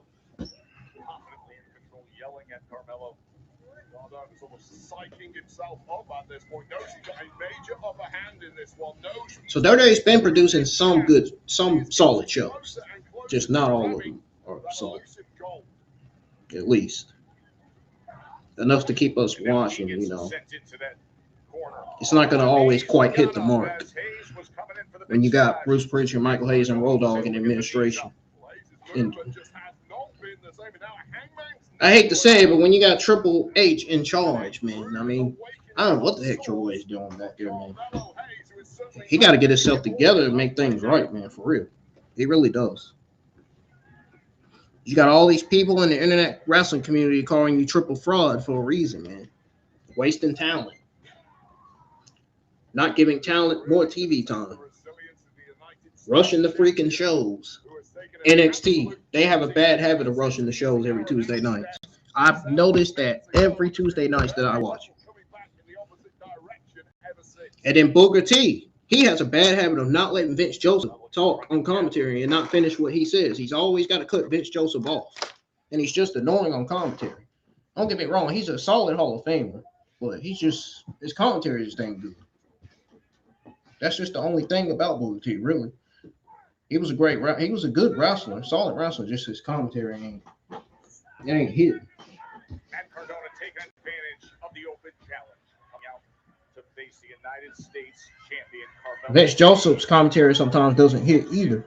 On something special here on Friday Night SmackDown as he delivers the match. And I ain't gonna lie, he does sound kind of like a ghost on commentary. He really does. Like a talking ghost. At least he sounds better than Booker T on commentary. You got to give Vince Joseph that, though. And you got to give Vince Joseph credit for trying to at least talk on commentary. Booker T cuts him off all the time. So in NXT, the writing, booking, the creative, and the commentary needs to change. It really does. I've been saying it for months and months and months. And they still going with the same old mediocre creative. And it still ain't changed. Not going quite as planned as Cardona continues with the offensive assault. Joe, you tell me, the last 4 minutes, has Carmelo Hayes got a single shot at Matt Cardona? I can't think of one. It has been completely one-sided to this point. Now, in recent parts of this match. Testing the resilience, and we know it is deep resilience for Carmelo Hayes. And finally a swing, but a miss again for Carmelo Hayes. And there, eventually getting one shot. Can he follow it up? Yeah. No, the springboard leg drop. I wonder if he's going to go for the first 48 next. Damage Carmelo Hayes himself has taken. What's he going to do? Oh, man. It went to an error again. Fuck. Let me server.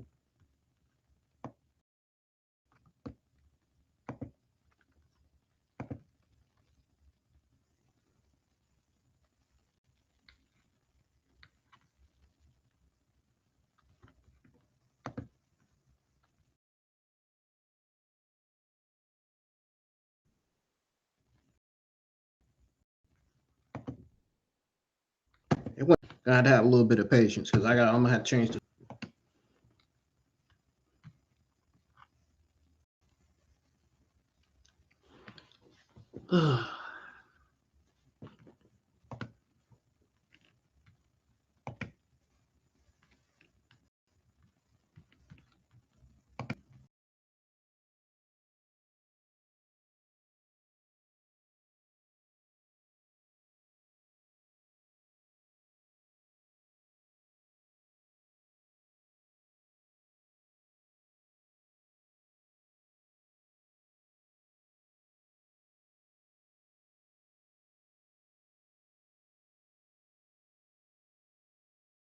This wasn't the screen it was on.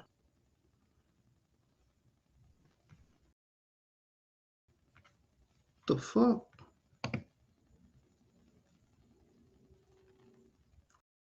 Why is it on the USA server? Fuck. I pushed the freaking server. Why does it say US server?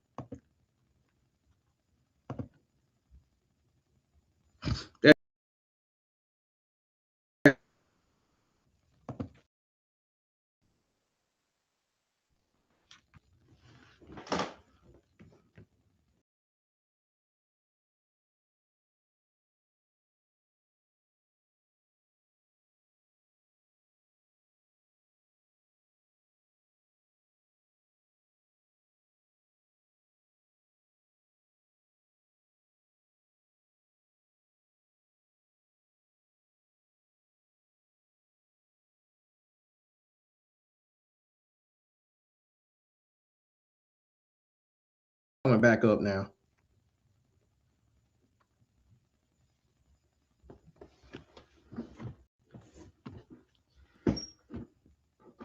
Come on. There we go. All right, it's back on screen, y'all. Sorry about that. That's the second time in a row that went to an error. Remember, it did that with my Warrior Rumble Saudi Arabian watch along recently. Looking for a rally here. On feasible abilities of Carmelo Hayes. See him favoring that hand, but yet trying to put forth the offensive assault with the striking efforts every so often. What we got? Carmelo Hayes. He's on fire. Is that? Oh! Springboard clothesline. Yep, that's what that was, too. I think he's going to go for the first 48. Oh, nope.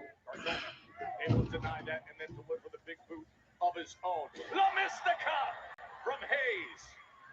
Yeah, I think this is where he's going to go for the first 48 next. Because Matt Cardona just kicked out. Best day, fresh as a daisy. Most of the locker room couldn't even dream of pulling this move off, but expertly delivering it, bouncing up in agony, and almost getting the job. Carmelo Hayes continues to astound. See the U.S. Championship. Yeah, this is where he's gonna go for the first 48. First 48. Hayes on the way for a moment. Ah! Matt Cardona keeps preventing him from doing it. This could be it right here. Tight stacked after that double underhook. Well, we did have 182 subscribers. Now we got 180. I don't know what happened. We went right back to that number. The hell? How the hell we get back to 180 that quick? Must be some fake accounts following me or something, man. So I've been getting quite a few of them. A lot of weight there of Matt Cardona. That is one big individual, and the beaten up frame of Carmelo Hayes just about got him over on that back body drop. But can he finally hit the kill shot? Big forearm delivered. Back slap as Cardona goes up to meet Carmelo Hayes. Whoa, Hurricane Rana from Matt Cardona. Oh, damn. Super kick from Carmelo Hayes. Matt Cardona still kicks out. That super kick wasn't enough to put him down. Of Cardona, it's something else entirely. Then follow that up with offense of your own. Hayes managed it. What is Hayes got planned next? He's going on the top rope for something, but he needs to hurry up because he's giving Matt Cardona too much time to get back up. See, Matt Cardona's going to dodge that. I knew it. Exactly what he did because he took too much time on the top rope. Carmelo Hayes did.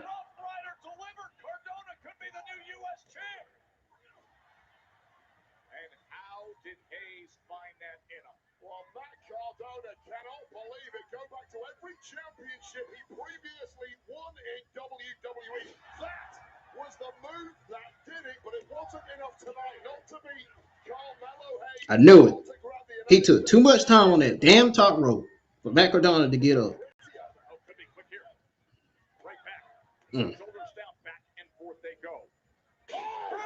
I know my wrestling, man. Don't ever say I don't know my wrestling. He hit the first 48 that time. I seen it as I was looking at the screen. My eyes was looking at it, looking at the first 48. Yep, that was the first 48 from Carmelo Hayes. 90% of that matchup won the first 48. Quick as a flash was all it took. Yep, I was right. I was right. Eventually, he was gonna hit, and he did. He did hit the first 48. I think he named that move by Migos because that's the song. That's the name of that's the title of the song by Migos, First 48. You know, Migos, Quavo, Takeoff, and Offset.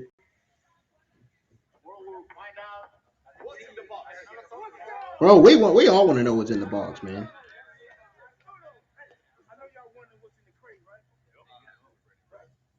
Gotta watch tomorrow. Elimination Chamber only on the ESPN app. I know you're wondering how, right? Come on, Truth. You already told us that. I never met y'all day in my life. But I got a surprise for you. You gotta keep your pants on, though. Okay. Okay, so make sure you're already with the ESPN Unlimited plan. Okay, get your phones out. What you want to do? Go to stream.espn. Oh, why is Snapchat acting up? Click, push, press whatever. I'm getting on here to share this, story and let everybody know I'm live with this darn thing. That's all you gotta do. Yeah. You look like you're an unsatisfied customer, dog. I'm gonna frown upside down. You strike me as one of those big paid TV provider type guys. You are, aren't you? You already got the ESPN Unlimited plan. All you gotta do is go to activate.espn.com. Mm-hmm. Los Pasos. Follow the steps. Tap it in, and it's all good, dog. Okay. Any WWE Premium Live event, anytime, anywhere. Get it, dog. Hit Pasos!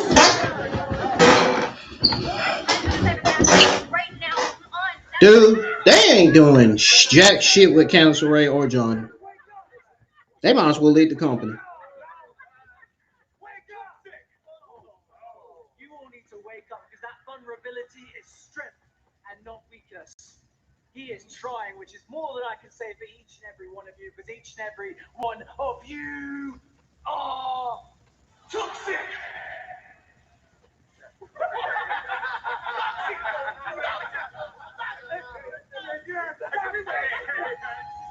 Who knew our truth was the tech help desk?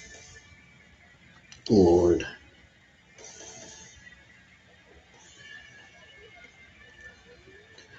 Another jobber match for Candice LeRae to lose again. She deserves so much better, dude. I don't understand why they got her losing on TV. I guess it's a way of for Candice LeRae to put over younger talent, I guess. I think they just don't have no other creative plans for Johnny Gargano and Candice LeRae. It's just they don't have no other use of this, of both of these individuals, both. Johnny Depresso, more like, who has not been the same man ever since he lost that mask. That's right. To Axio. Wonder when their contracts are up. He simply can't get back to his normal self while his wife Candice LeRae is in action next against Jordan Grace. Come on, Johnny. What's this? Man, y'all don't understand why Johnny Gargano look like that, man.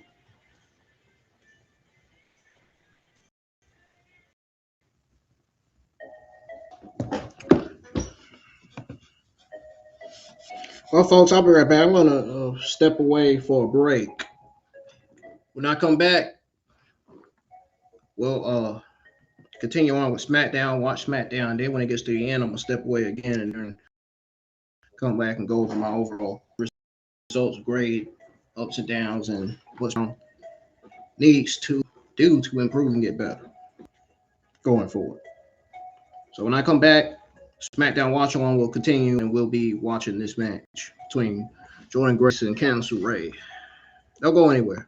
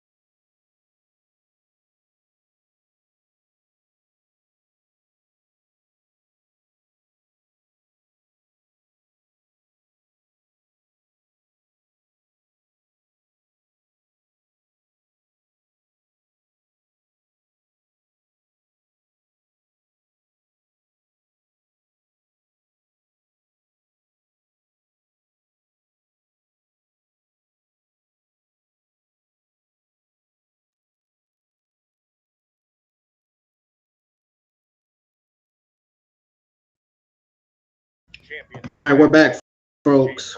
We got Candice LeRae, Jordan Grace happening right now. SmackDown Watch Along continues. This match just started. Very often, right to the back of the line, and knowing Jordan Grace and how intense and competitive she is, knowing to go to the back of the line, she wants another bite of the cherry as soon as possible. Now Candice looking to fight back here, looking to show Grace all that skill, veteran presence. Don't overlook Candice LeRae. This is a woman who has been at the coalface, at the business end of this industry for the past 20 plus years. This is a woman who can certainly get the job in the done in the ring, even if she can't motivate her husband at the moment. Motivate her husband. Guy's like a zombie. I got nothing to live for. Sorry, that's me typing. If y'all hear that sound. I'm gonna put this match on the screen for y'all, so y'all know what's happening on screen.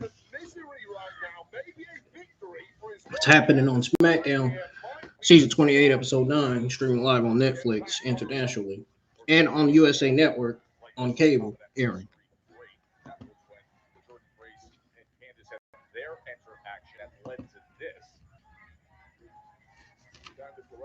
This is the match that is happening right now. To do battle with someone like Jordan Grace, when shoulders haven't had the reps of late, but this has been nice from Candice LeRae so far. Seesawing back and forth they go. LeRae and Grace. All right, some back and forth roll-ups from Jordan Grace, Candice LeRae. Back and forth roll-up pins. Oh. Again, just too nimble for Jordan Grace in the early goings here. See that determination on the face of Candice LeRae, who gets sent up and over to the apron before delivering a shoulder. Uh-oh. Candice LeRae's going on the top rope, y'all. Those of y'all that's listening. Still continuing to give y'all my live reactions and commentary here in a little bit. Jordan Grace on the top rope. What's she going to do? Deliver a suplex? Probably. They're both on the top rope like it's going to happen. Yep, that's exactly what's going to happen. Knew it. I knew that's what she was going for. Bam! From the second rope, delayed vertical suplex, and right back in it with the slam to put it away. And she kicks out. Got that shoulder up. Dangerously close to a loss there for Candice LeRae after this stalling suplex off the second rope. Landed hard. Grace clinging on and doubling down. Almost pulling out the... Why? Well, Candice LeRae Referee sound like that. Why? From a corner such as Johnny Gargano, but right now he's still flat out laid out on the desk. Check for a pulse on Gargano right now. Absolutely. Oh, as she lands that kick, and all of a sudden Gargano is sitting up. Set up like the Undertaker. Good mention the Undertaker's got tonight. None of them really relate, but where's Johnny going? It's somber, isn't he? Well, the Walking Dead out here. Truly, that hopelessness. Not even here, Candice LeRae. What the hell is he doing? Or what the hell is she doing, rather? Oh boy. Pump handle, German suplex. And that does it. Here is your winner, Jordan Grace. Well, major distraction there for Candice LeRae. Her husband, Johnny Gargano, in that deep funk, trying to talk some sense to him. You simply cannot take your eyes off Jordan Grace for that long. That's the problem. And Jordan Grace struck, picks up another win, back to winning ways for the Juggernaut. Guys, I'm here with Raquel Rodriguez. And Raquel, a couple weeks ago, Liv Morgan alluded to the possibility of you both walking out of WrestleMania as world champions. What would that mean for you and for Judgment Day? Kathy, both Liv and I being champion of both brands would obviously mean that the Judgment Day runs WWE, as it should be. But for now, I'm focusing on what I need to do to win. Obviamente que mañana tengo que You need to focus on yourself. Because I can promise you, Liv ain't worried about you. She made a good choice choosing Stephanie, but damn sure set you up. Because if you win tomorrow at Chamber, I'm going to embarrass you. I'm WrestleMania. Nos vemos muy pronto, campeona. I'll see you soon. at Jade, making friends everywhere. She said everybody's coming after your title, including the hardcore princess, me. Don't get ahead of yourself. You might not even be champion by WrestleMania. Well, if you're gonna do something, then do it. Yeah, you know. Hey, You know what? You get your chance.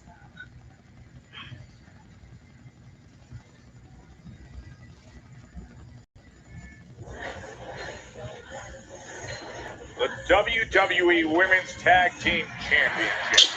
Rhea and Io against Lash and Nia. That is coming your Got way. to see Nia Jax and Lash Legend.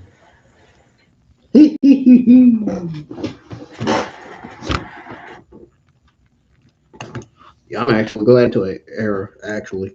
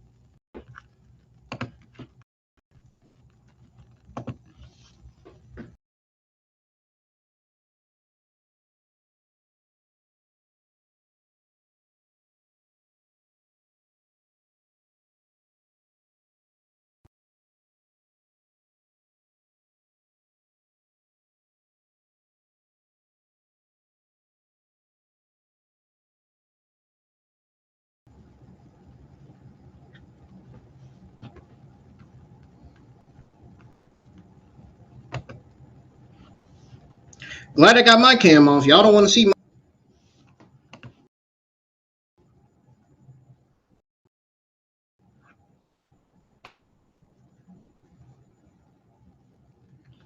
As I was saying, as my audio came off the screen. My cam off. Y'all don't want to see. Yeah, what I said. So I'm gonna. Glad it went to, especially after the match that commentary announced that was coming up next. Holy smokes, dude! It would be, even though I don't care about the WWE Women's Tag Team Championships, it would be the worst decision ever to ever have Riho drop it to Nia Jax and Lash Legend. What do you think those two is going to do with those women's tag team titles? I'll be real. I'm just asking.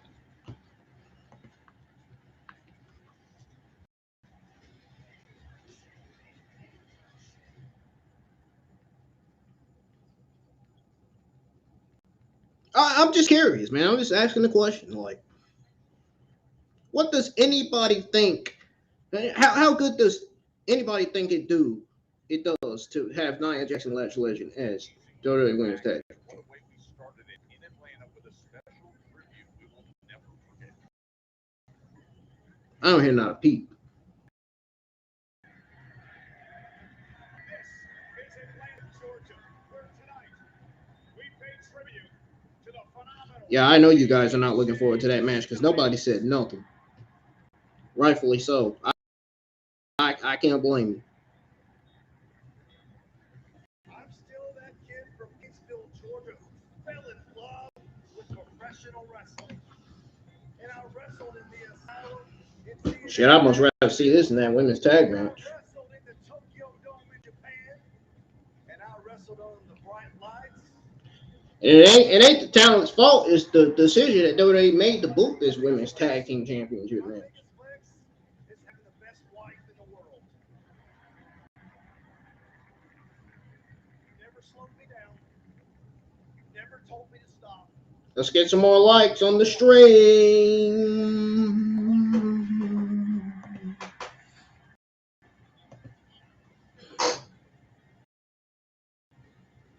I didn't take off my gloves at the Royal Rumble.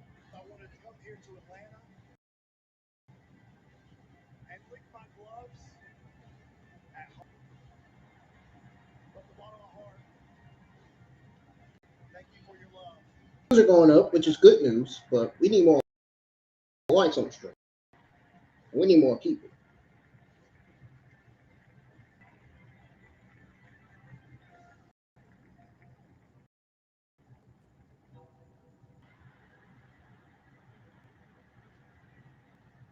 you ever hear the phrase, if you see me coming, you're already gone? I changed that phrase as if you see me coming, that means you're going. Oh, Jay, it he is said that means you're going. my esteem, honor to inform you. I got rid of that Pokemon Horizons portrait string because that shit, man, that shit had got darn low views on it. I said, man, I'm getting rid of that. As long as it's 65 and up, we should be good. But anything below that, no.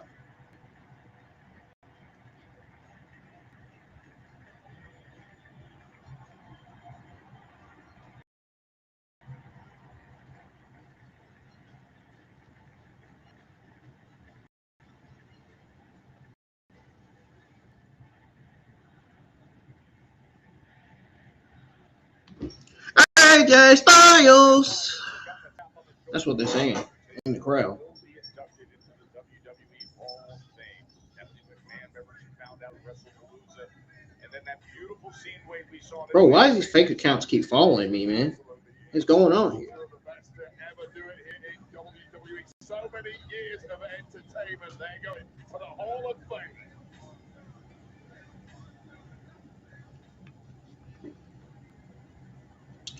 Tweeting out my thoughts on the other things that happen on the show one by one. Does JFI do look like he wants Cody Rhodes in his face right now? I don't think he does.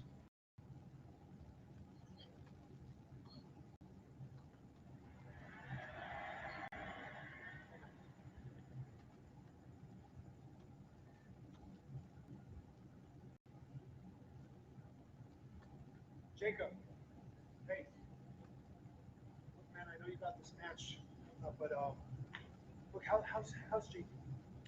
It ain't doing too good, Sammy. It ain't looking too good, bro. Well, look, Jacob, here's the thing. I know I didn't do it, right? Know that. Just about 100% sure I can say the same about you.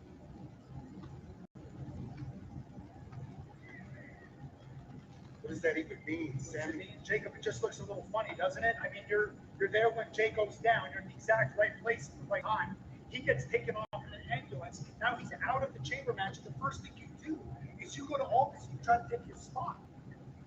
And look, I get it, because ever since you've come back, all you've had on your mind is getting your hands on Drew, and you have left chaos and destruction everywhere you've gone in the name of getting your hands on Drew. So I see Jay down. I see you trying to get a second chance. What am I supposed to think? You know what? You better be very careful what you say next. For what? I'll end up in the hospital with Jay? Look, man, I get it. I get you want to get your hands on Drew, but understand that you're not the only one, all right? I want to get my hands on him too, because guess what? That Elimination Chamber match that you lost, that qualifier, you didn't just lose that match. I lost it too. He didn't just screw you. He screwed me. Screw who, Sammy? Screw you? Man, hell no. If anybody got screwed, it was me. Drew Claymore. Me. Then Cody got Claymore. The only one that didn't get Claymore was you. So you talking about Drew screwing you? Hell no. If anything, it looked like Drew was trying to help you win the match. Sammy, if there's anybody pointing fingers around here, then maybe I should be watching you.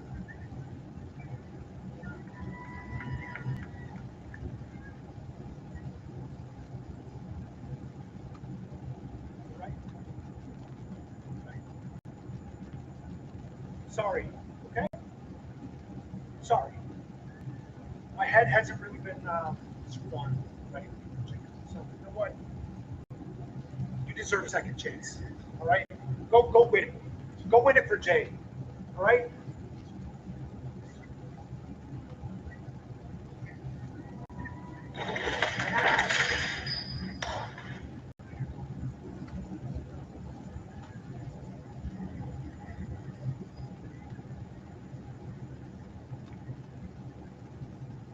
We'll have Jacob too with Logan Paul coming up. Sami Zayn continues to be frustrated. The irresistible forces, Nia Jax and Lash Legend. Tell you what, Joe, WrestleMania season really brings out the worst demons in everybody, and I suspect these two have some worse demons. I think Sami Zayn's going to turn heel at WrestleMania, man. Everywhere. Or after WrestleMania. I get to see it happen. Causing chaos along the way. 2 weeks ago, they had the complete physical match that ended in the double count out and a brawl on the outside, and now here it is, the Women's Tag Team Championship. Nia and Lash. Yeah, Sami Zayn looked very frustrated. Double count out, or if the ref just completely gave up again. Exactly. The rule of law in the match you're referencing went to hell in a handbasket earlier. That guy has not been himself lately. Two women who don't always care what the rule of law says. Oh my God. What is up with this fucking era shit, dude? I'm getting tired of this shit.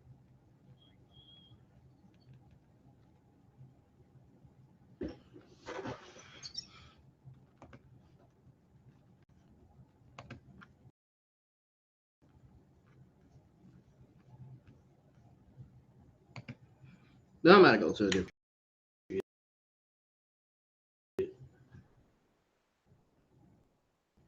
My audience are trying to listen to the show, and I'm trying to watch the show. It keeps fucking going on damn error.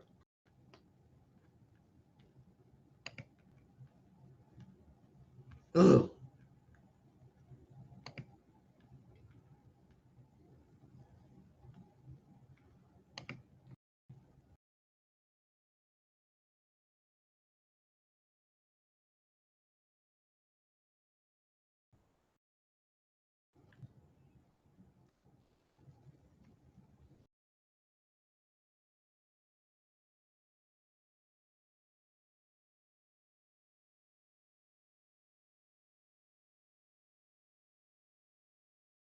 Watch along during that freaking Women's Warrior Rumble kept on going on error so many times that I didn't even have it figured out. I hadn't figured out this time. Switched to different servers on the Bravado VPN app, not on the Bravado VPN browser.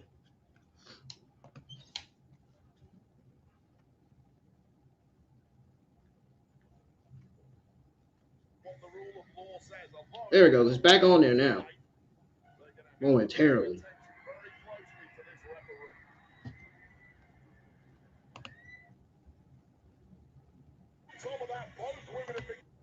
I really don't want to watch this match, but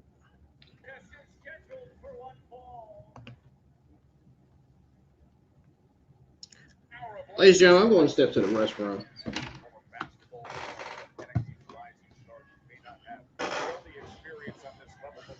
I don't want to watch this match, not because of Riho.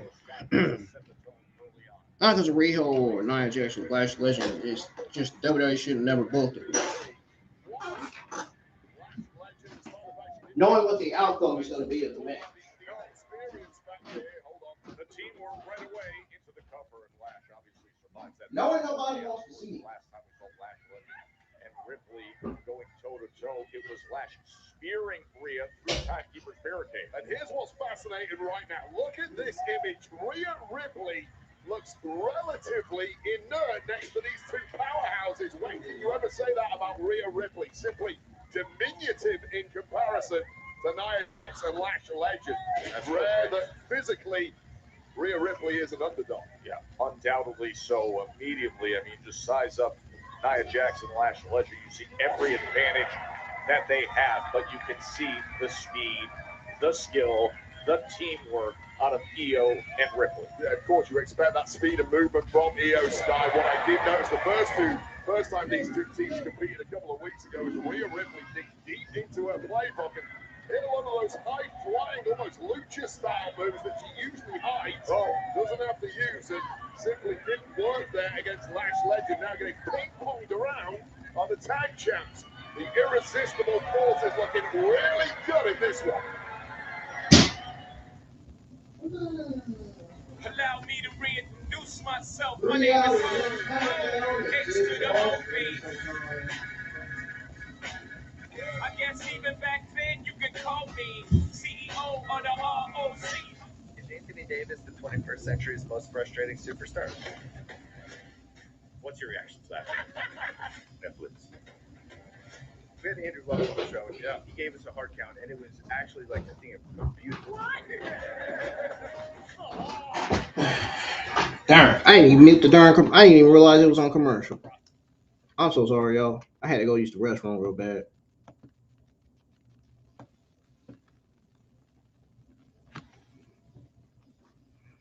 I muted it. I may have to. No, I'm not messing with it. If my channel gets reviewed and they consider that copyright, then I'll just have to trim it out.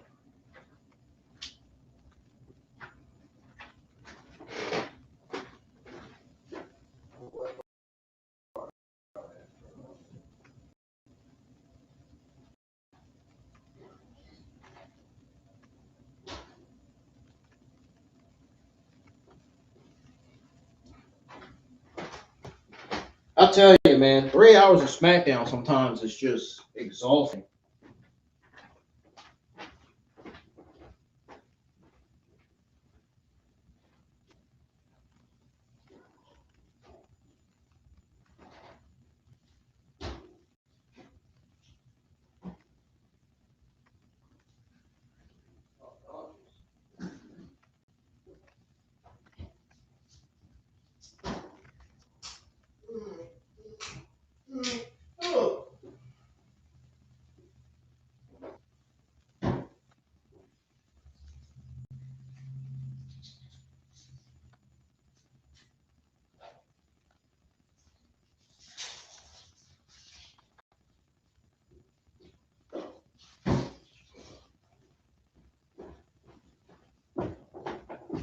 It still ain't back on.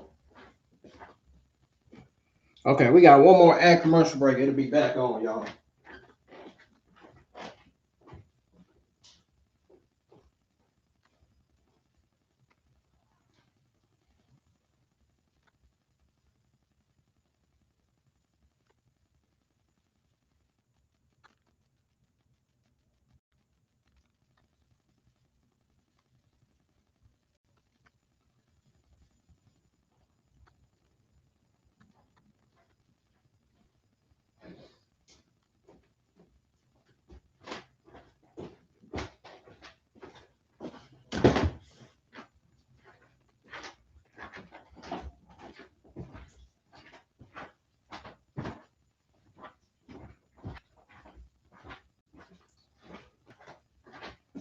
Come on, man. Finally, it's back on. SmackDown is back on from 7 ad commercial breaks we had to get through. Holy.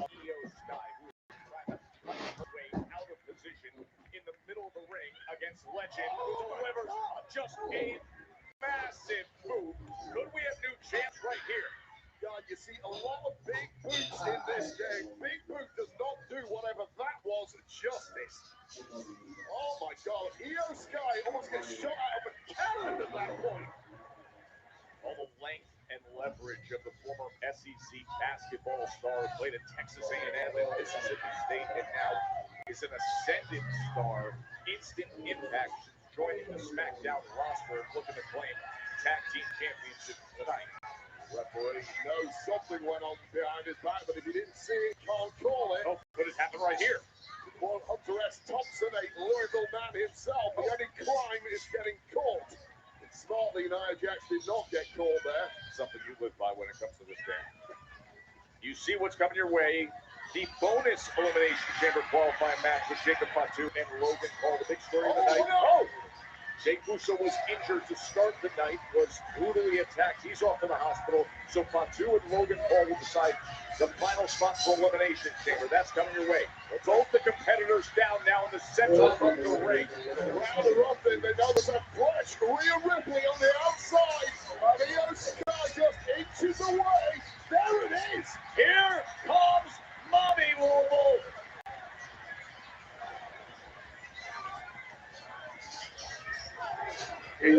Striking combination. Oh, but Nia Jax.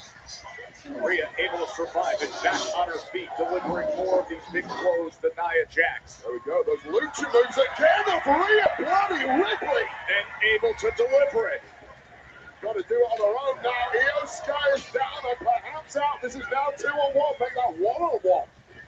When Ripley knows Nia Jax only too well, knows what it takes to put Nia down, but can she do it here? Oh, the missile drop kick. How about the pace being set by Rhea to retain? And Nia able to survive it to a change. Don't forget Rhea Ripley during a match last week with Julia got attacked mid-match by the irresistible forces. Io Sky there to save the day. And Io Sky looking to tag back in there, and much like their first encounter 2 weeks ago, things breaking down on the outside. Now this might get thrown out again if we're not careful. Yeah, that was a wild brawl on the outside. Samoan drop by Nia Jax. Wild brawl. Remember, Nia Jax went through the table. Hold on, Joe. Is this Annihilator time? But Io Sky is down, as is Lash Rage in this mix. We got new chance. Rhea starts to get to her feet. Oh, no way. Rhea Ripley. Oh, delivers the big kick. Nia Jax. And now, thinking about it, she's got Nia Jax. Oh, and a powerbomb to hold on to gold. Still enough left in Nia Jax to stay alive in this one, but you have to think Nia Jax probably needs to tag out after this one. Oh, such a tightly stacked team too. Normally gets the job done for Mammy, not tonight. Rhea has given so I had to step away for like I had to step away for 20 minutes, man. I just can't see myself watching this match, dude. This division on SmackDown is fucking, it's just fucking awful. This SmackDown Women's Division. The Raw and NXT Women's Division is so much better than this division, man.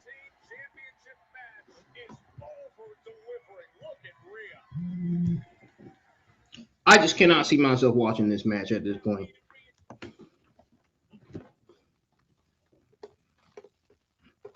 Io Sky and Rhea Ripley are great at what they do, but I just cannot stand watching Nia Jax and Lash Legend, especially when Nia Jax gimmick and mediocre movesets.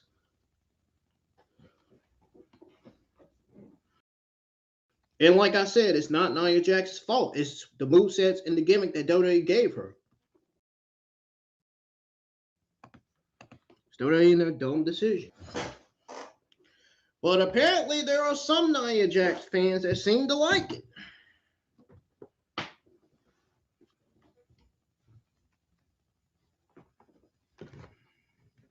There seems to be a problem using a VPN or proxy. Please turn off any of these services and try again.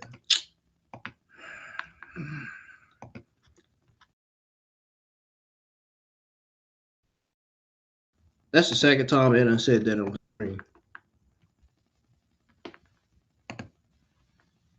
I had every right to step away from that women's tag match.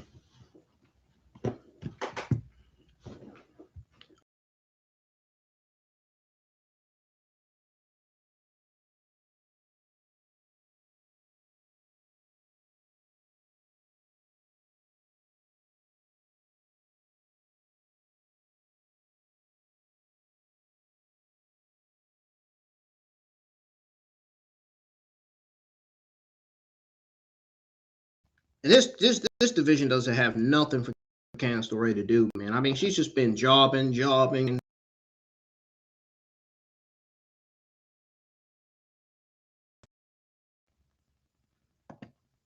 She's crazy.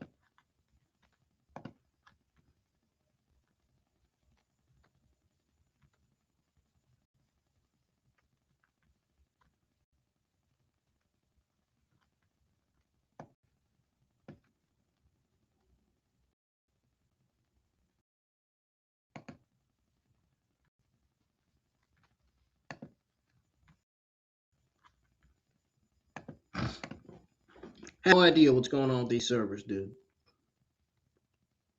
1 minute it says the ad plan is not available, and then the next minute it's saying something else. Totally different.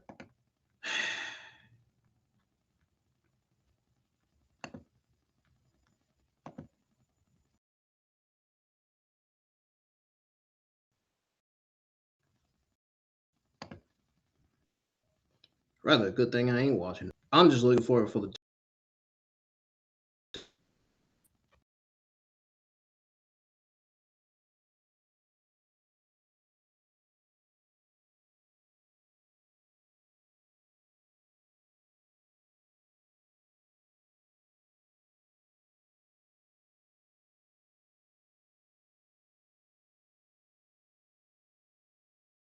ups, just mainly ups and not downs. But unfortunately, it's ups and downs for this show. Some matches did solid, others did mediocre.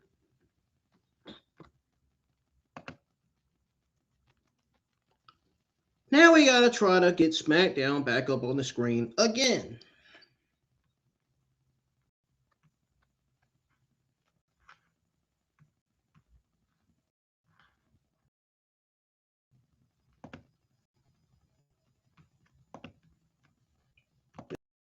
It isn't already stressful enough stream or on the screen because it's already my fourth error I got already.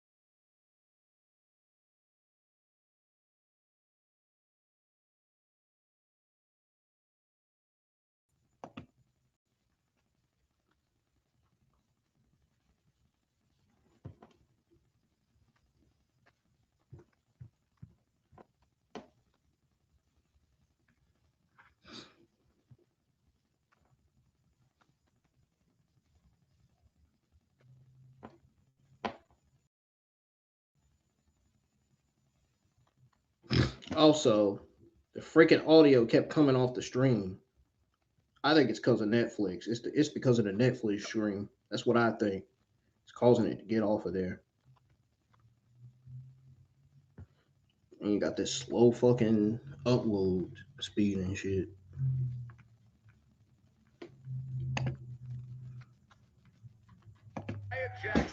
Rhea Ripley's trying to reach for the tag. Rhea and Io have been incredible tag champs so far on this reign, but that grip on those tag titles has never looked more tenuous than it does right now. But Nia Jax smells blood. Now back up February 13th, these teams met up. It ended up being a no contest on the outside. We saw so much damage done. Oh, the impact on Wow. the post. Flash Legend looking to get busy. Am I not the only one that saw that? Oh, right on her. Announced as a Samoan drop. Nia Jax. Oh, and then chopping down across the sternum of Rhea Ripley. This has been an absolute masterclass from the Irresistible Forces. Oh, no time to recover for Rhea Ripley. Immediately thrown back in the lion's den. Come on, y'all. Let's get some more likes on the stream, man. Oh, what's going on? Where's my likes at?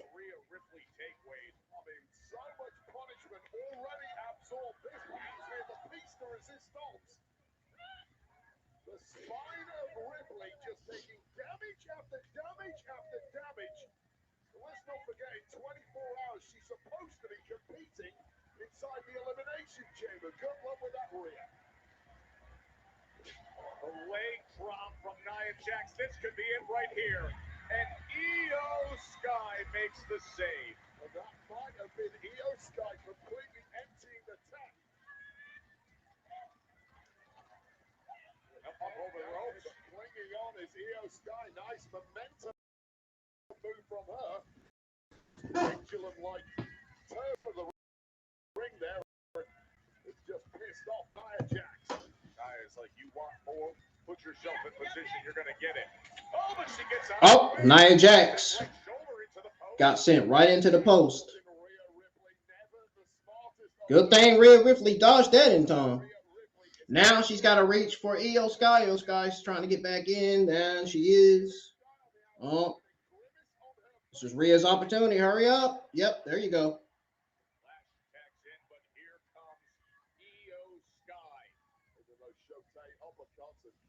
Nicely moving out of the way of Lash Legend.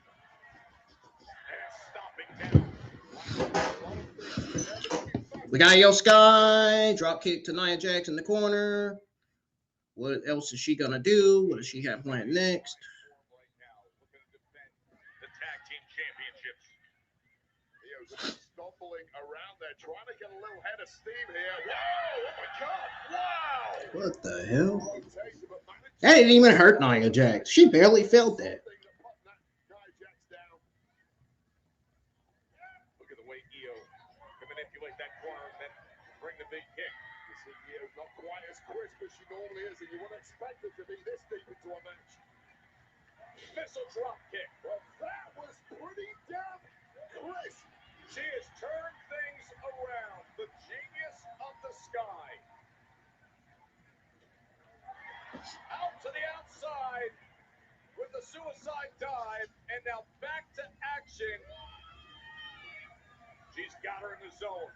Bullet train attack Meteora. Now blocking out the pain, and at least on the surface. Got to keep staying on Lash Legend, man. Can't pay attention to Nia Jax. She's on the ground. Genius of the sky. There she goes. Genius of the Sky with the prettiest moonsault in WWE. Oh! Nia Jax. I told you. Man, that dodge to Nia Jax wasn't nothing. She is still up on her feet.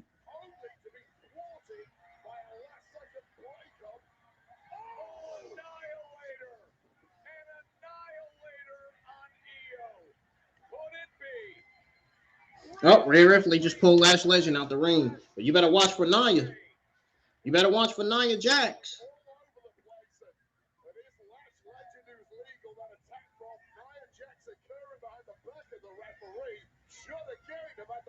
Better watch for Nia. Look at it. Told you.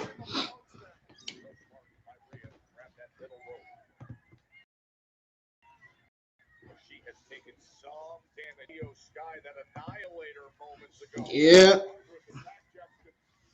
I'm guessing Rhea Ripley was tagged in. I didn't see. I mean, Io Sky reached to her hand. I don't even know what that was considered a tag.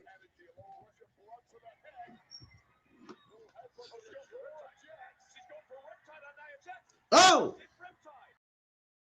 Woo! I know that back got to be Nia Jax. Heavy she is.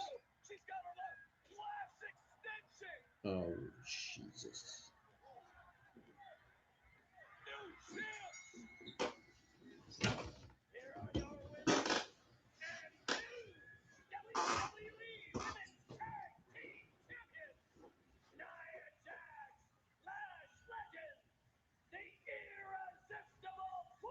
Nope, I don't want to hear it. Nope. I don't want to hear no, oh, that comment aged well. Riho should still be the women's tag team champions, even though I don't care about the women's tag team champions still.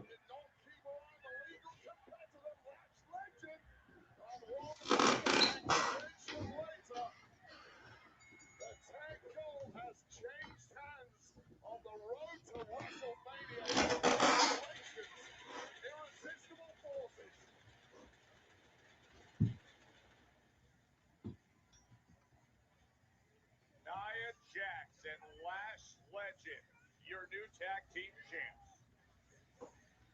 Who fucking cares? I'm glad that's over. Holy shit, man. It's exhausting watching that fucking match.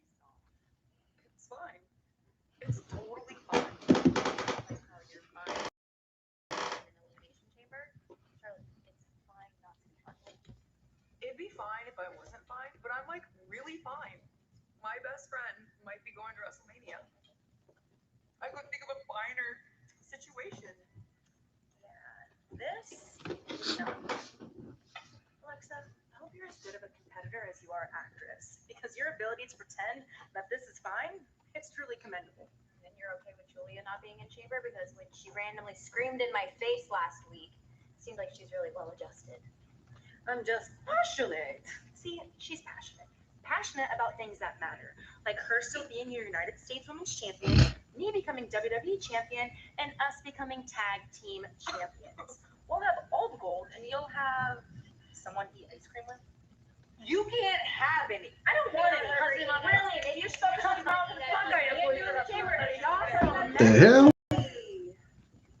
Anyway, for you, my competition going into chamber, I just came here to say good luck.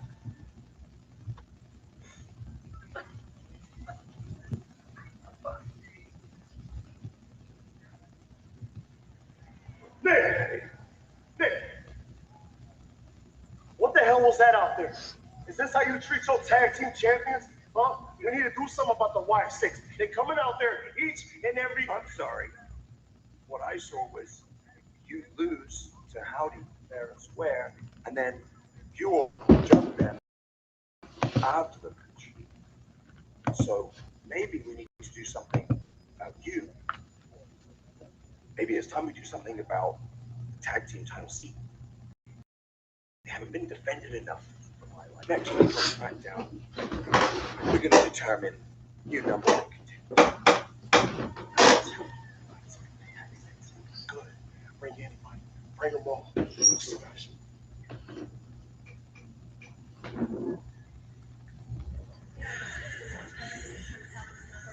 breaking news we had earlier tonight.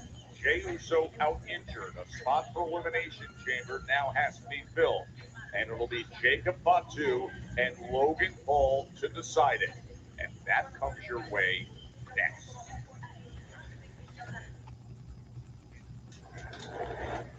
In Vegas, everything's a game.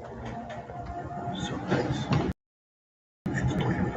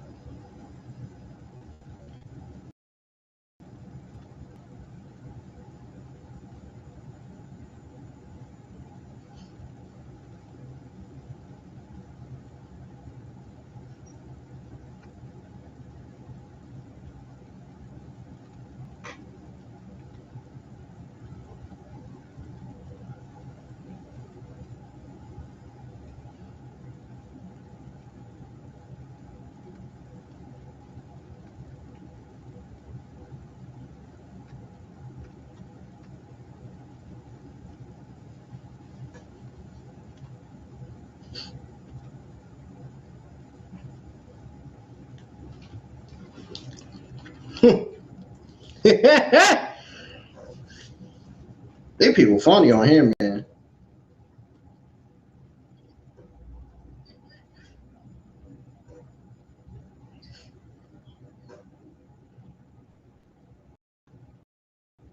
Talking about here, man.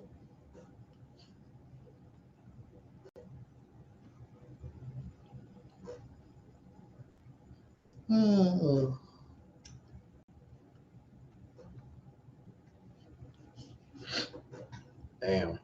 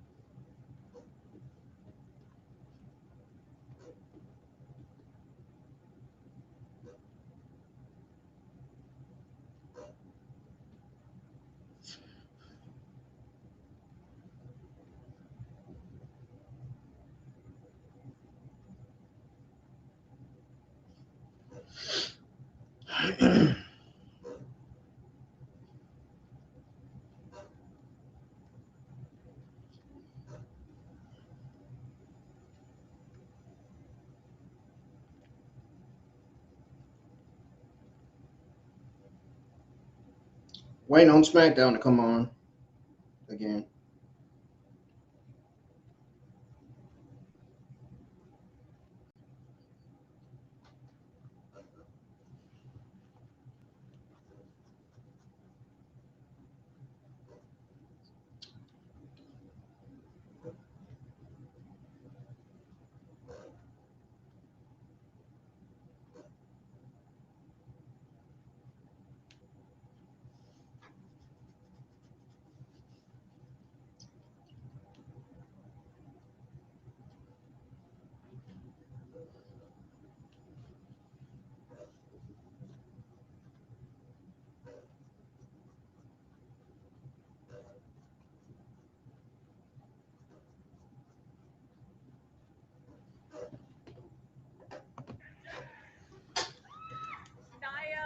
What an awful decision, dude. Congratulations, Kathy. Congratulations to us.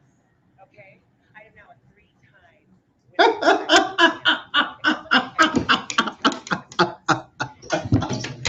Oh, this shit sucks, dude.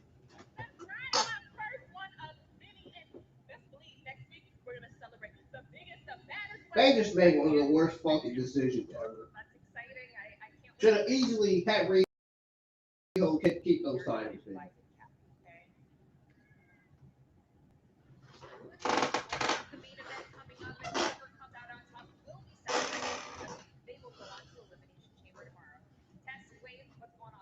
That's right, Kathy. Jacob and Logan still to come as, of course, the stage is getting set for tomorrow in Chicago. CM Punk at home in Chicago. Can you imagine this reaction to Elimination Chamber? That is going to be a raucous crowd for CM Punk. If I want to get your volume buttons ready, if I need to lower it a couple of notches during tomorrow night's show. Yeah, perhaps no athlete represents a city prouder than Punk does with Chicago. Oh, goodness.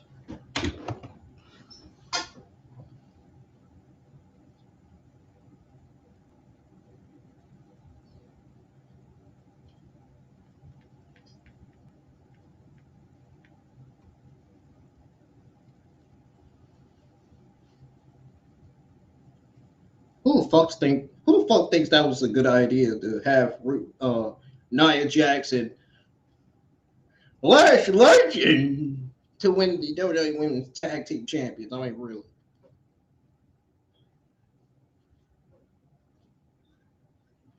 My goodness. Man, this fuck. I tell you, man.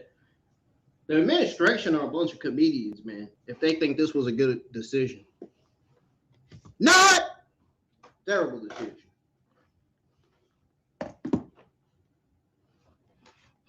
I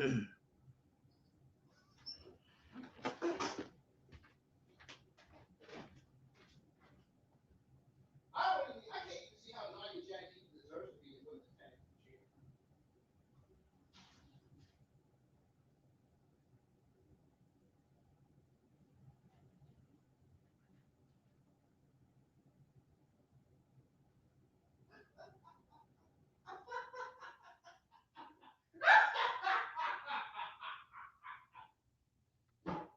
Oh my God, man.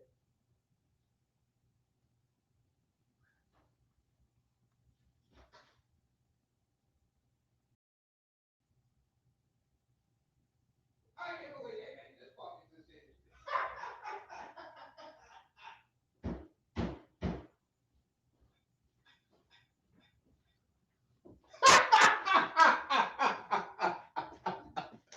I find it so laughable, this decision, man.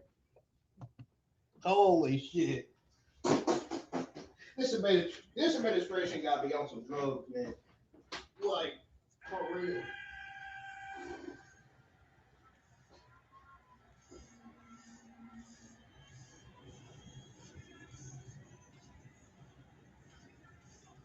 The following contest is the Men's Elimination Chamber Qualifier match.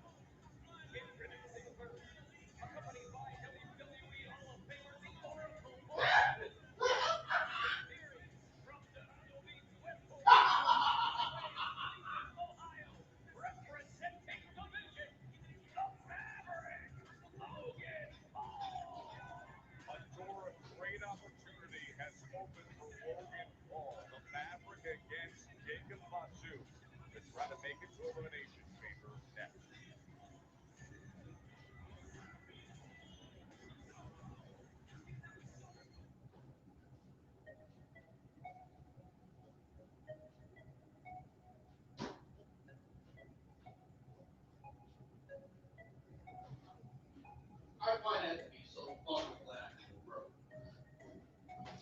cannot believe this shit.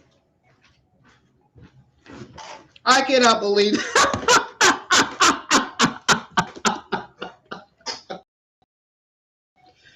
Oh my God, man. Okay. This is gonna be the division just went from bad to worse. I'm talking about the women's tag division. Holy shit, man.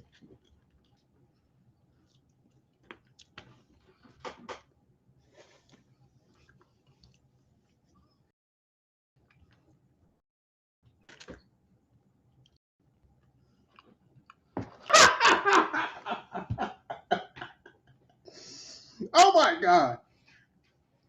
Bro. I'm about to smack my head on the window, man.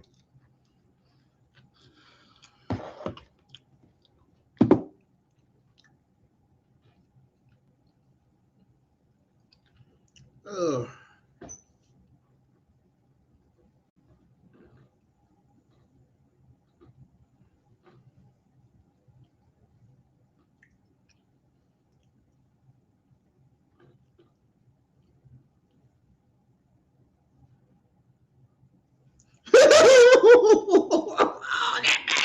that decision was fucking awful, bro. I don't care what anybody says online, dude. There's all the other accounts saying, the other accounts talking about some, well, this SmackDown WWE Women's Tag Team Championship match was great. This was a much needed decision. Yeah, fucking right. Yeah, bro. Really? I mean, that's their opinion. But my opinion was that it was a god-awful decision. That's what I thought. That's my opinion right now. Putting on Styles and Nia Jax in Lash Legend.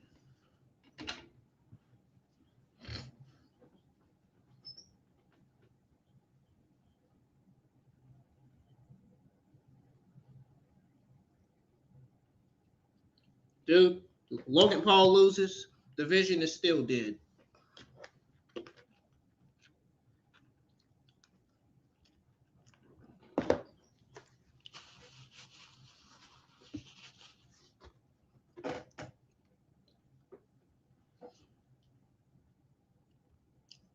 Really?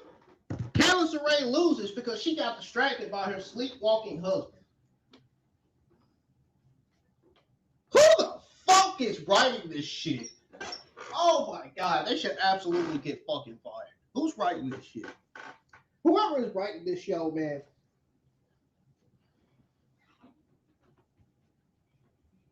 They need to be gone from the administration, like, permanently.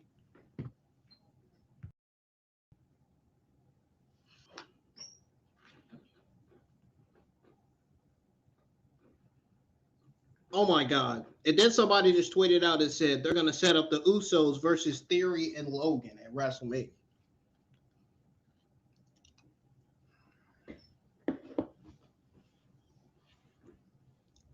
They have decisions than that because honestly, I don't think anybody wants to see that.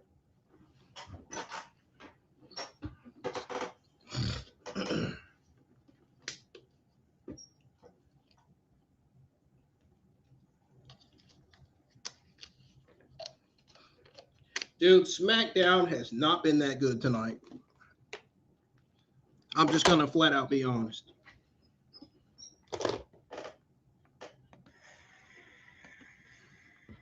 It has some ups and downs. Don't be surprised if I mainly say it's got some downs on this show.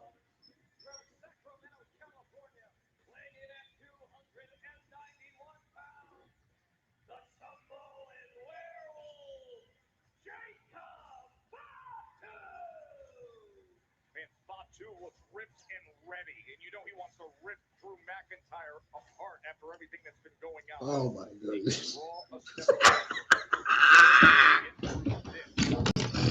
It's still fucking funny at the fact that they had Riho drop those titles to Nia Jax and Lash Legend, knowing what the fucking repercussions are going to be in the women's division. in that awful women's division, the tag team division. I mean, SmackDown women's division is not boring. It's not terrible. It's just mediocre. They need more star power in that division.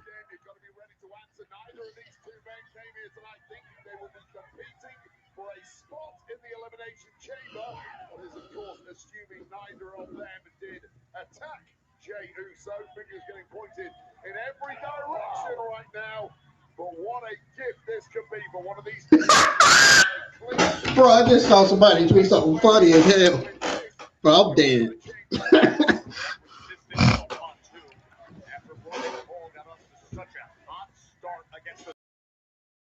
I'm dead, man.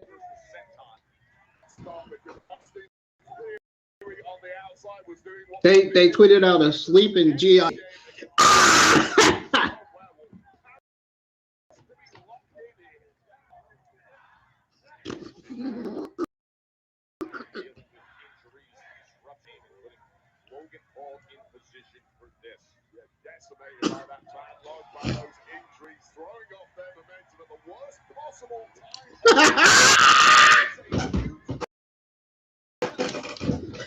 I can't with these damn people online, man. I can't.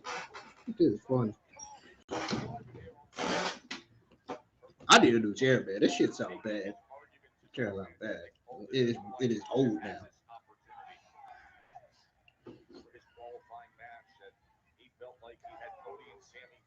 Wasn't for Drew McIntyre. Okay, hold on. If it wasn't for Drew McIntyre, why is Jacob Fatu consistently going after Drew McIntyre? He's still convinced. Yes. Bro, what kind of SmackDown is this tonight? Like, I generally just want to know. Like, ugh.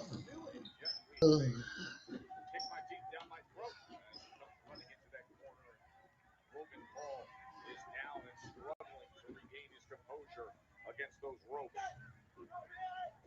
Fatu just sends him out and over onto the floor. Well, how do you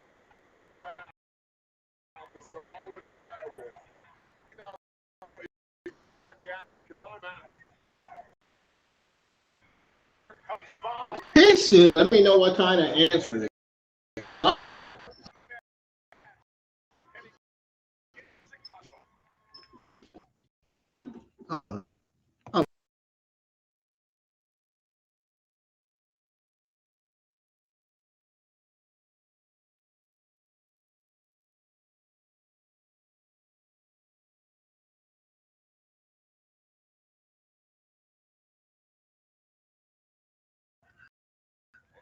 Bro, these tweets been funny as hell, bro.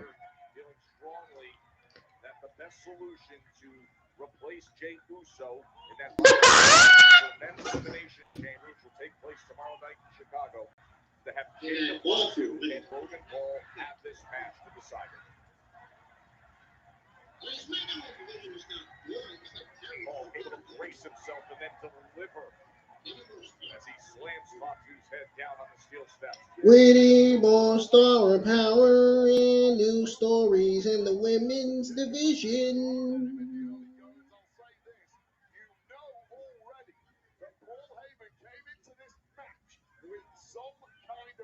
We saw a little bit of that with the Austin Theory thing in the early going to this one. It didn't work. There's 10 more plans where that came from.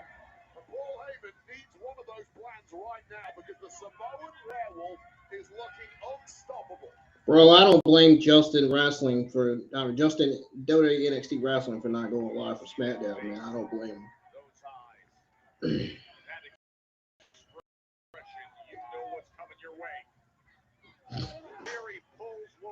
He probably got sick again, which I hope he didn't. I hope he's well and not sick. I don't want nobody to be sick. I wouldn't wish that on nobody.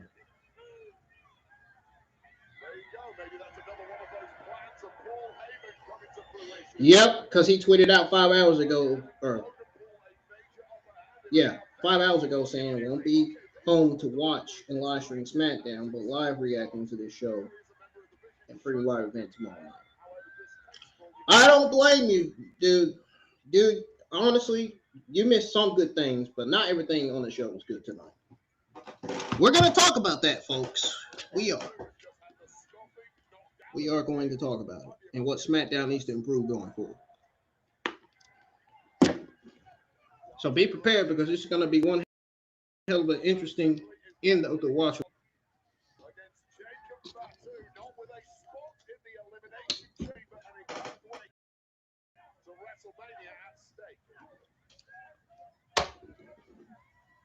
Main event happening right now is Jacob versus Logan Paul.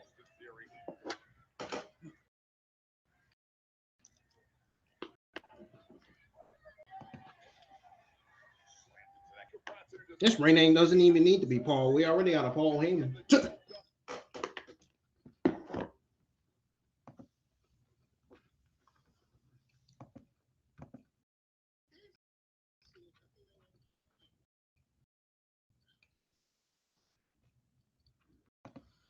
And I got an error again.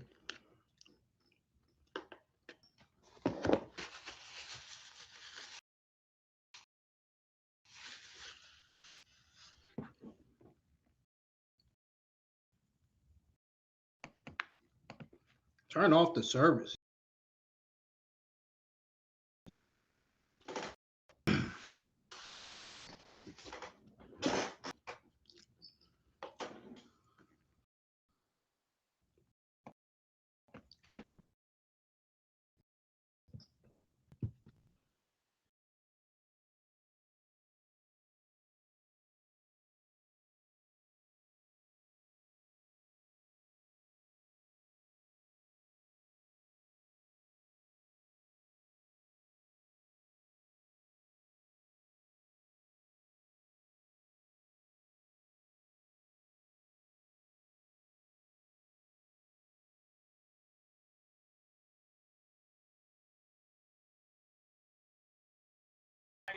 Who will replace Jey?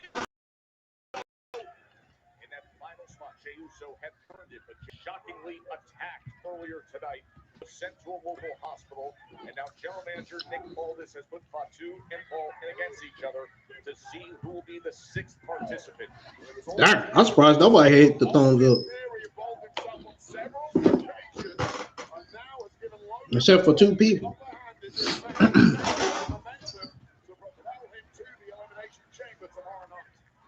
Probably because the 3 hours SmackDown should be exhausting sometimes.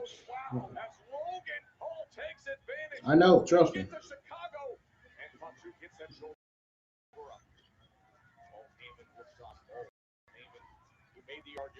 So we taking control. Jacob Fatu has not done a damn thing yet. And he dodges the frog splash that Logan Paul was about to do to Jacob.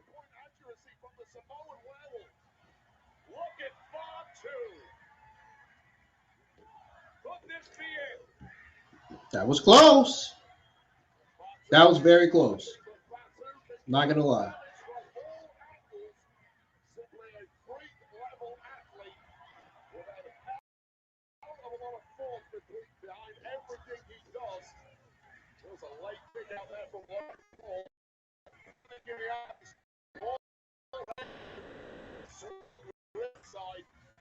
This could be WrestleMania here. Awesome scene at the KFC Young Center in Louisville. A big right forearm from Logan Paul, the Maverick, quick to his feet to meet Jacob Fatu. Yeah, speed and height always been the Logan Paul calling card. He's got a ton of muscle on that frame. He needs to use every ounce of that muscle now to power Fatu over. But it looks like it's Fatu dismisses him. Push Logan Paul right down the top rope. Oh, I was going to say that is not where you want to be. Especially when Jacob Fatu is about to up.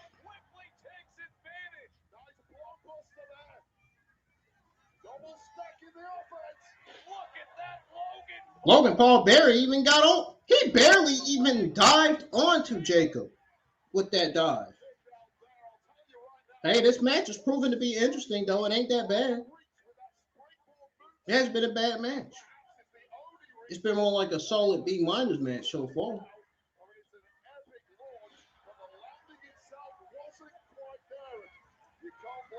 Better than that women's tag team title match. I know that.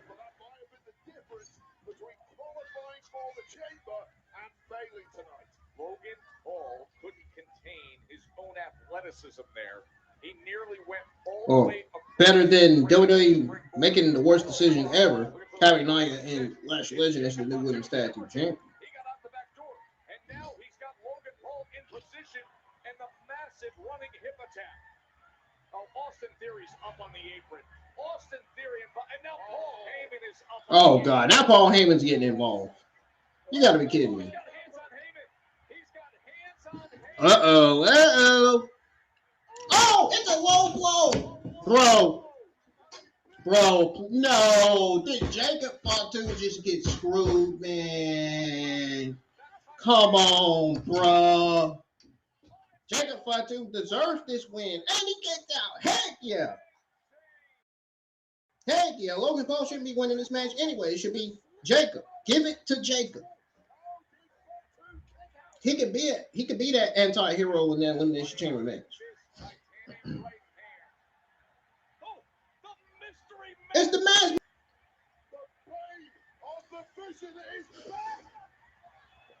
Right hand comes in from Logan Paul.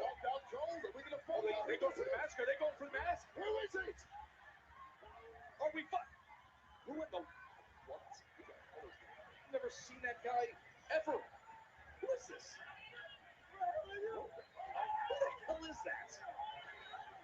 That's the masked man. What the? Bro. They just fumbled the ball with that one.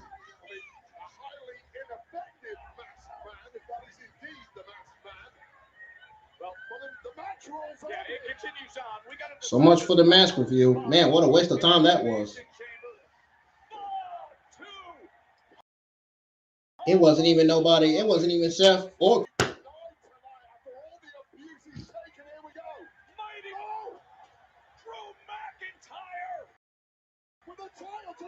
Come on, man. Bruh. It should be Jacob, not Logan. What the fuck? Are you serious?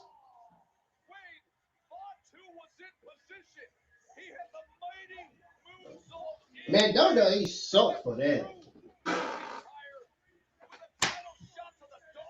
Jacob buried right in that match. How in the world? There's no reason why Jacob should have lost tonight. There's no reason why he should have lost. Logan Paul did nothing to earn an Elimination Chamber spot. Like, I don't understand this. What's the purpose of him winning this match? It doesn't even make sense.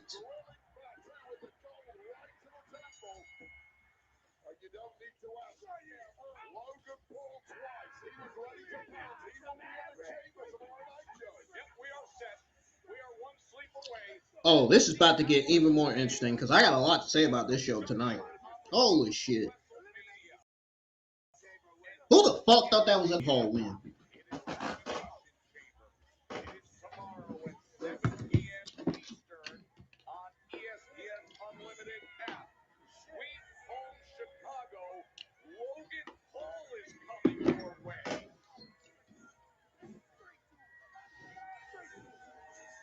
Didn't even do nothing to deserve this qualifying match or deserve to win and be in the Elimination Chamber in Jey Uso's place.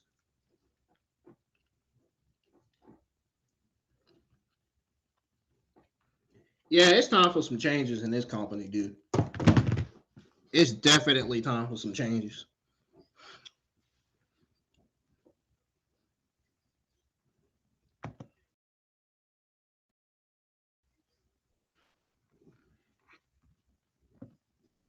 Folks, I'll be right back.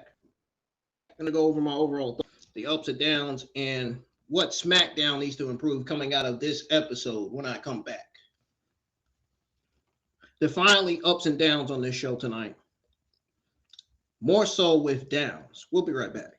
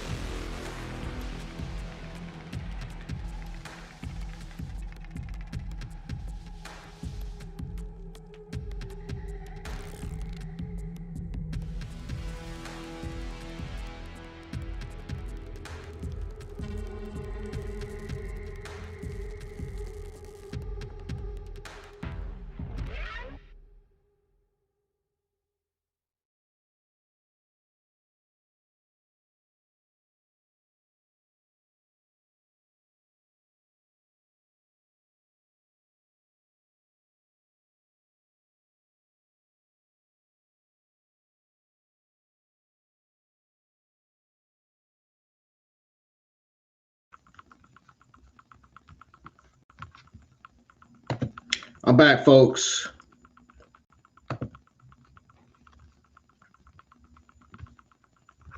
Gonna go ahead and go over my overall thoughts, results, grade, ups and downs, and on SmackDown season 28, episode 9, and what needs to improve coming out of SmackDown tonight. I can tell you right now, there are 8 list of things that needs to improve coming out of this show tonight. That's a lot. Especially after the kind of show that we saw tonight.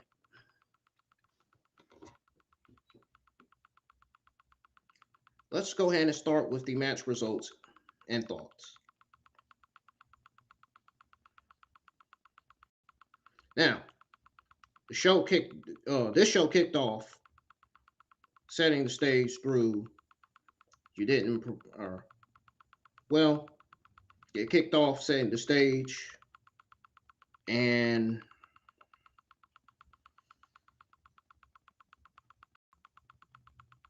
yeah.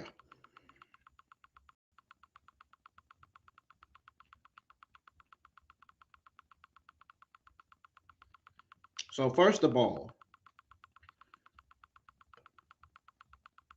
it not only set the stage, but it also showed Jey Uso unconscious backstage, apparent attack. So when the show went live, he was shown being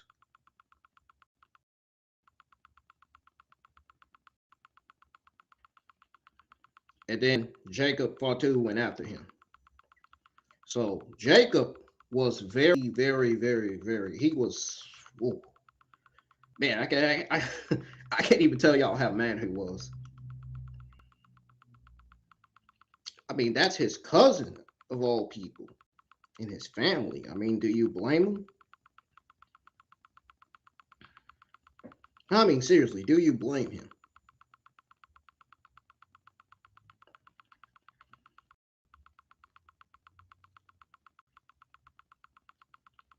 You had Drew McIntyre come out. He cut a promo. And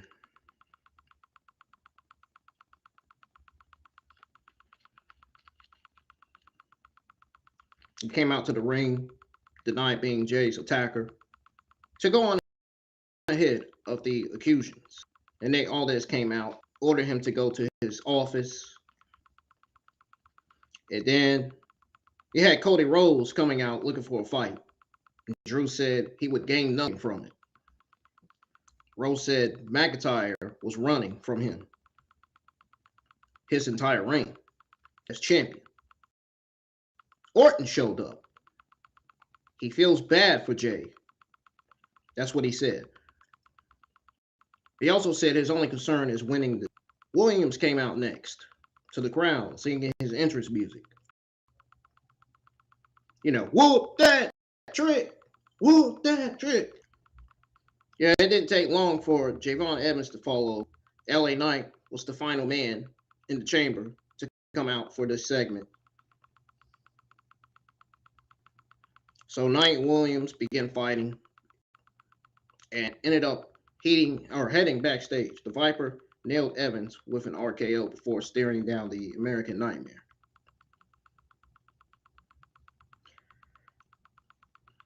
So the commentary announced the preview for the show.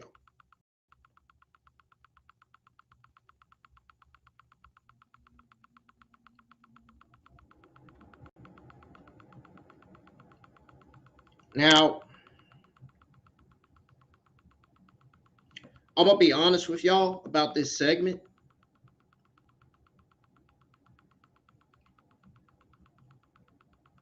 I'm not even going to lie to you when I say this.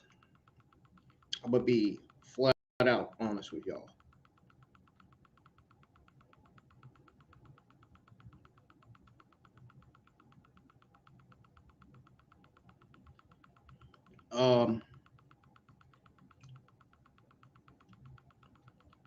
I honestly felt like the segment took a more organic route to get its announcement point And, you know, despite involving many people,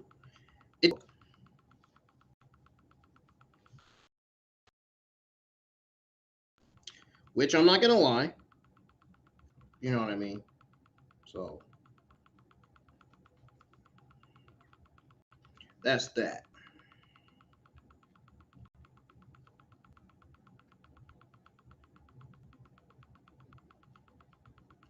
But this was a very, very solid low B minus segment for what it was. And that's all I got to say about that.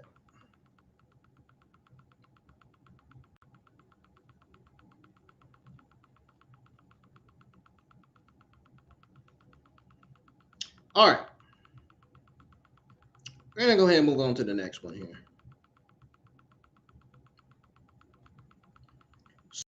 So we had Solo Sikoa versus Uncle Howdy.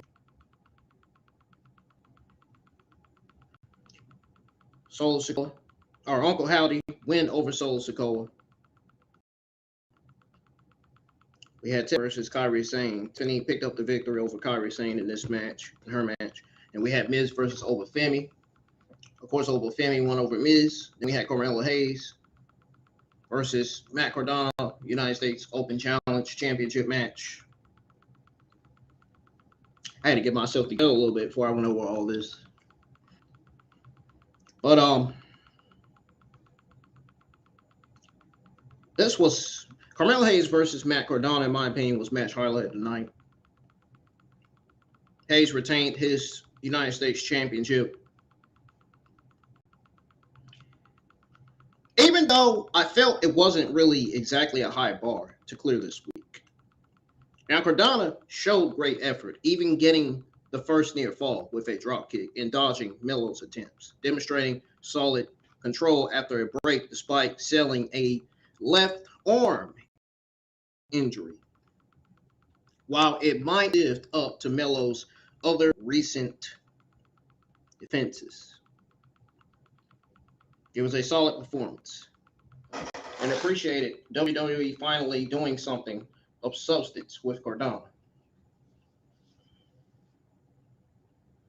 Hayes eventually scored the win. Both men showed respect afterwards with a handshake. So that was the end of that. Now, let's go back to Solo Sikoa versus Uncle Howdy because I do have my thoughts on that. I'll be honest with y'all about this match. I'm not even trying to sound like a bad person. I mean, I'm not trying to sound like a bad person when I say it. When I say that, when I'm saying stuff, I'm generally speaking truth. I'm going to be honest about Solo Sikoa versus Uncle Howdy before we go over the next one. You know, the one after Carmelo Hayes versus Matt Cardona, we already went over that. We got to go over the one after the United States Open Challenge match. But anyways, Solo Sikoa versus Uncle Howdy, I mean, it had some fun moments, don't get me wrong. But this match absolutely fell flat and lacked the intensity I personally, myself personally expected for such a personal feud. You know, it felt mid and dragged out a storyline that probably should have ended. And you know what? This feud already ended, and there's no reason why they should be continuing it. It's been happening for 8 weeks now. That's a long-ass fucking time. This feud didn't even feel like long-term booking. It didn't even feel like a long-term booking story.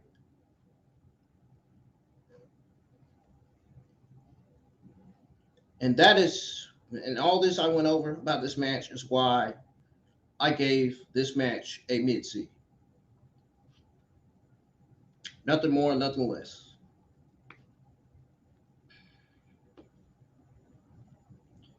Now, moving on to Candice LeRae versus Jordynne Grace. And these are the match results and thoughts I'm going over, by the way, if I didn't already mention that. Jordynne Grace defeated Candice LeRae. This match was a big disappointment for me personally. If y'all think it was great, good for y'all. But me, me, this match was a low match. It was very mediocre. Very, very, very mediocre. Candice had to practically force Johnny Gargano to accompany her, and the match itself was short and pretty, very uneventful. I'm just being honest, man. This is just coming from me. This is in my own words. Like, it's actually coming from me for real. This is coming out of my notes that I'm reading. Grace immediately took LeRae down, and LeRae managed a quick comeback before Grace capitalized on Johnny Gargano's distraction as he walked away to hit a pump handle suplex for the win. I felt like the finish fell completely flat, and despite a good moment, it wasn't enough to save the match from being mediocre. That's just as simple as I'm going to say it. Moving on to Rhea Ripley and Io Sky versus Lash Legend and Nia Jax for the WWE Women's Tag Team Championship match. This was also a mid-match, but it wasn't, it wasn't mediocre. It's just simply a mid-women's tag team championship match. At least it did better than Candice versus Jordynne Grace, but I am not the biggest fan of Nia Jax. And, well, actually, I'm not a fan of Legend Nia Jax, actually. Change that. But I'm also not the biggest fan of these two. But Lash Legend and Nia Jax did defeat Rhea Ripley and Io Sky to become the new WWE Women's Tag Team Champions. Both teams were looking for a decisive win after their last inconclusive encounter. The match started with counters between Legend and Sky, followed by a double team from the champions. Physical exchanges continued outside the ring. Now, with the challengers swinging each day, I did appreciate the physicality. I mean, I did feel like the match largely lacked the intensity. I'm not going to lie. I will be honest. Intensity expected given their feud's history. Feeling like a bit too, I guess, choreographic in parts, I guess. But it picked up energy in the second half. I mean, I will give them that.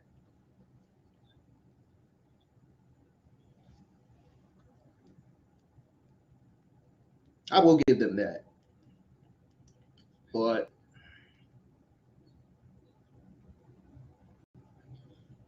what else was I going to say? Oh, engaging the crowd more and fought through 2 commercial breaks, making it the largest match of the night. Or the longest match of the night, should I say. But despite in places suggesting a shorter match might have been better, the match concluded with, unfortunately, Legend pinning Rhea to win the titles. It should have been Riho retaining instead. Nobody wants to see Nia and Lash Legend as the WWE Women's Tag Team Champions. Half of the community don't anyway. There's some that do, some that don't. And I'm one of them that don't.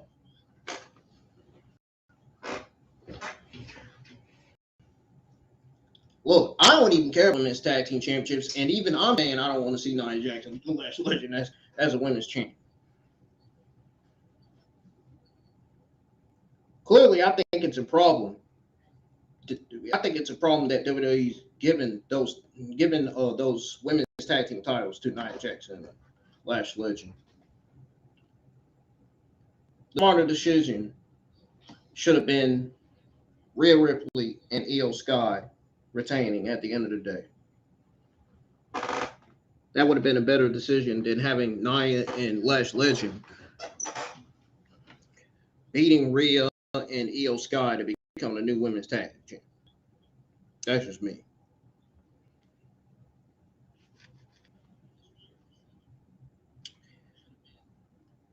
Moving on to Jacob versus Logan Paul.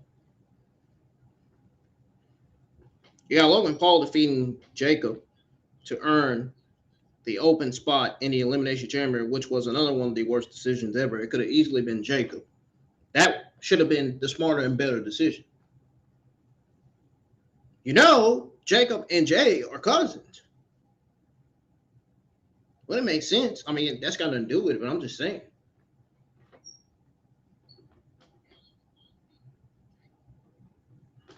Now, I'm not going to lie. I was surprised by how competitive this match was, feeling that Jacob should have dominated Paul much more than he did. No, more like the administration should have let Jacob dominate Paul much more.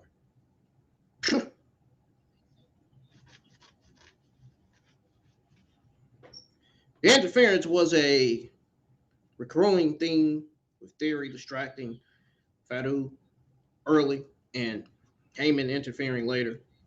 Fatu, however, proved resilient against their attempts to keep him down.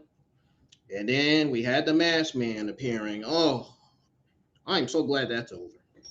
Jeez, what a waste of time that was. Super kicking Theory and was unmasked by Paul to review a random, inconsequential individual that nobody had a clue in the world who that was. A huge letdown for everybody, even the entire internet wrestling community that was watching the show tonight. McIntyre showed up attacking Fatu while the referee was distracted, allowing Paul to secure the win. This ending was unsatisfying, especially with the disappointing Masked Man. This was awful. The match was mid-average, but the person, the way they showed the person, it's just like, I don't know, man. The point is, there was no point in teasing who the man was behind the mask. It was a waste of time. Waste of time, man. Yeah, the Vision is dead. Vision is still dead, despite Logan Paul winning.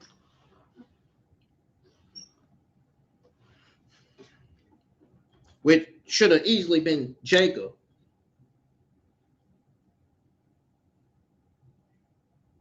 So here's my overall thoughts and grade on the WWE SmackDown Season 28, Episode 29, Elimination Chamber Go Home Show.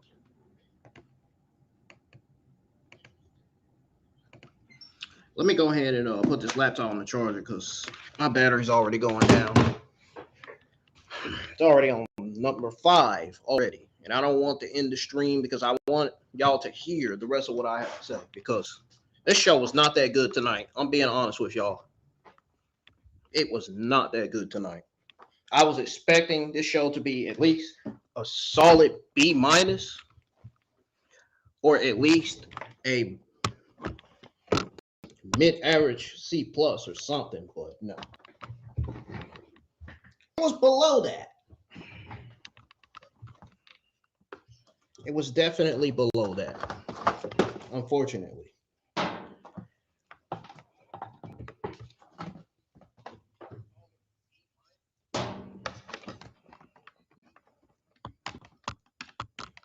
Okay.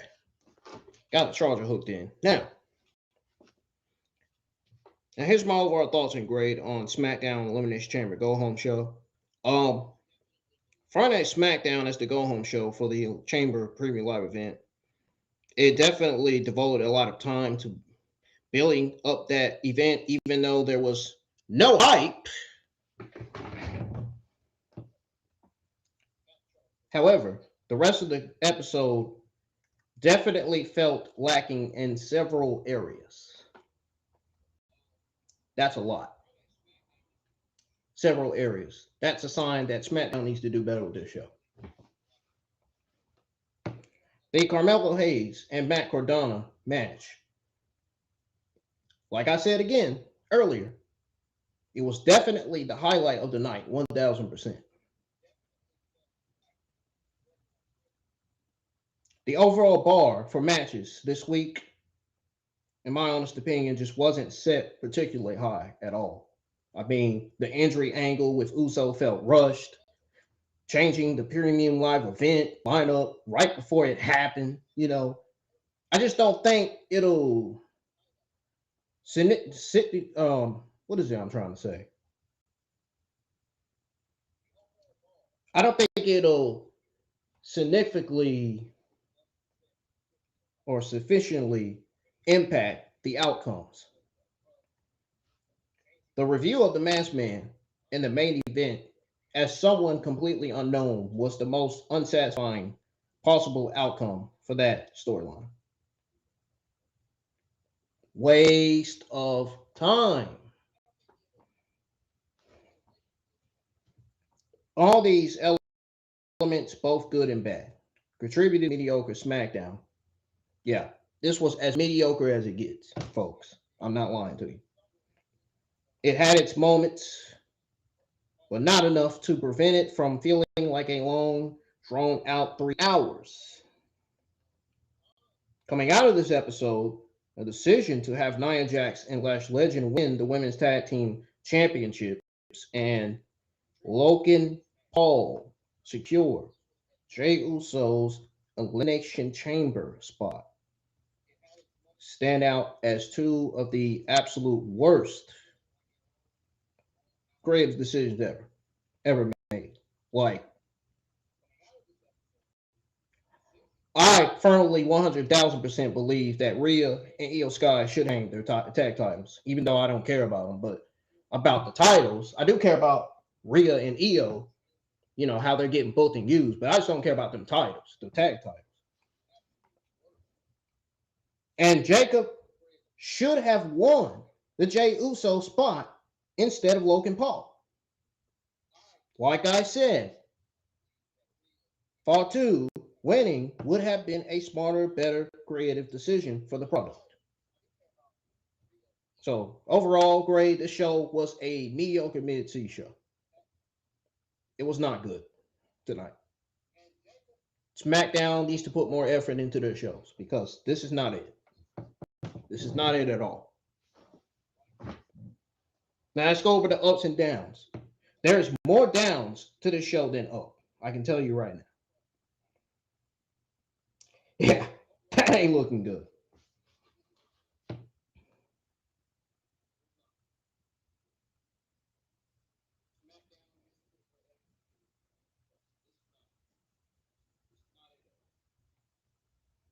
Holy shit, man. Let's start with the ups. Carmelo Hayes versus Matt Cardona match. Considered best match of the night. Solid performance from both. Up number 2, Cardona getting shine. It was good to see Matt Cardona featured in a meaningful way. Up number 3, physicality in tag match.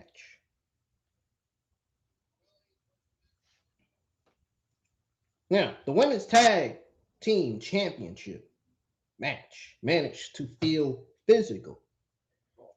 Second half of the tag match, the energy picked up, making it more entertaining after a slow start. That is all the ups. The downs. We have a lot of downs to explain. And these are all in just short quotes, basically. We're going to start with overall episode quality. Lacking in many areas outside of the chamber buildup. Did it feel like a chamber buildup? The answer for me is no. Candice LeRae and Jordynne Grace match. Short, uneventful, and a flat finish. Women's Tag Team Championship creative decision. That's downs number 3. Nia Jax and Lash Legend winning is considered one of the worst creative decisions ever. I don't care how people feel about it. That's my opinion. Nobody's going to take my opinion away from that because that's what I think about it, and that's how I feel about it. It should have never happened. Lash Legend is not even that good in the ring. Like, it should have never freaking happened, dude. And I feel bad for Nia Jax of the move sets and the gimmick that they gave her when she got called up to the main roster, when she was getting a new character and a new freaking gimmick and entrance and stuff. They got to do these women better, man, because this is ridiculous.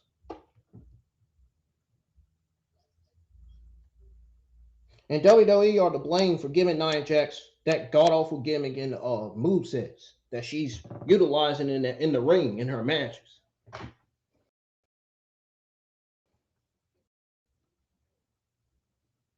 That's why I say this talent, they need to make sure this talent have actual move sets that make sense and better, good gimmicks that'll stand out. Not gimmicks that won't stand out. Move sets that will easily get the fans be like, man, she did that move terribly. That was god awful. You know what I'm saying?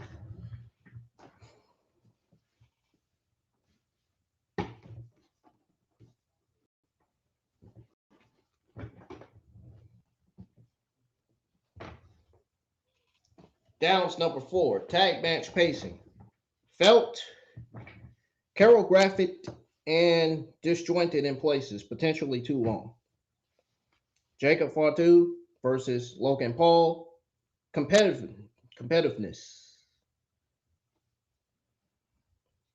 Now, as far as the competitiveness goes, Jacob should have dominated Paul more. I made that clear. He should have won the match. Now, Jacob versus Logan Paul interference, too much outside interference, distracting from the match. Masked Man review.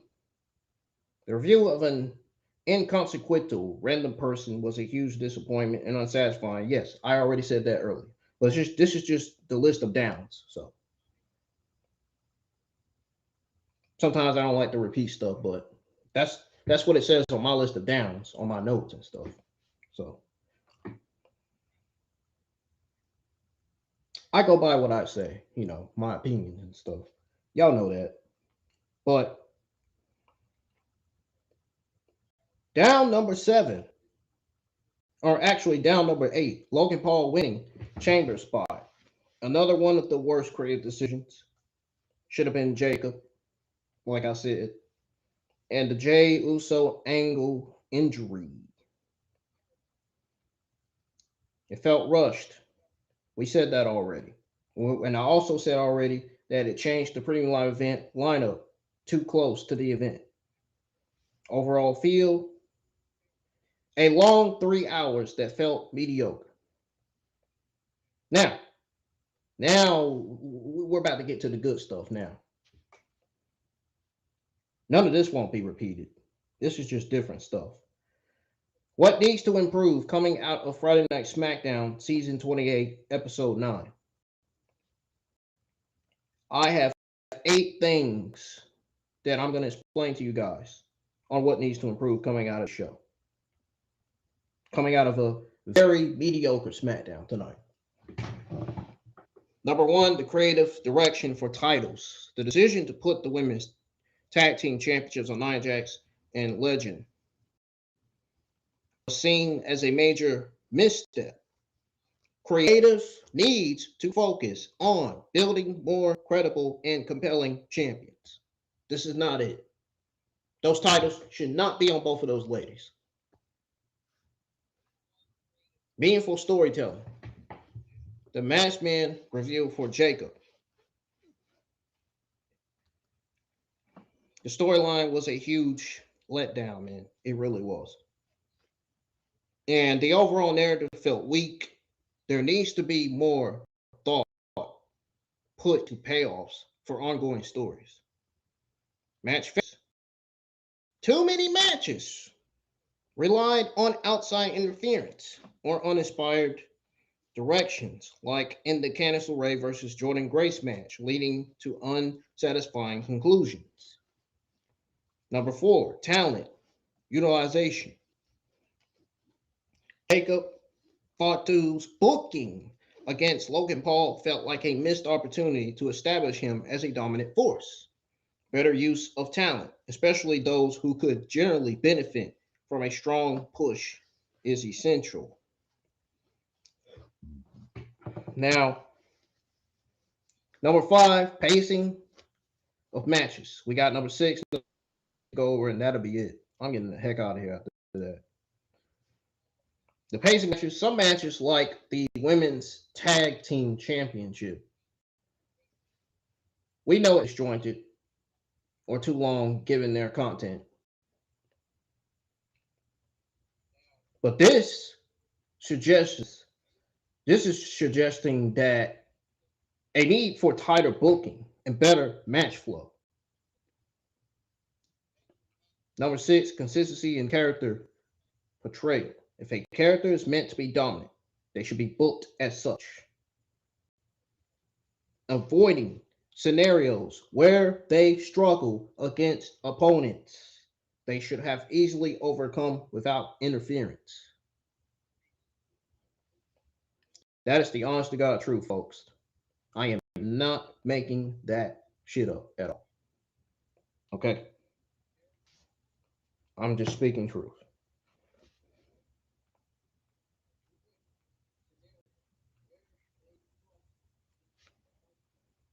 Now,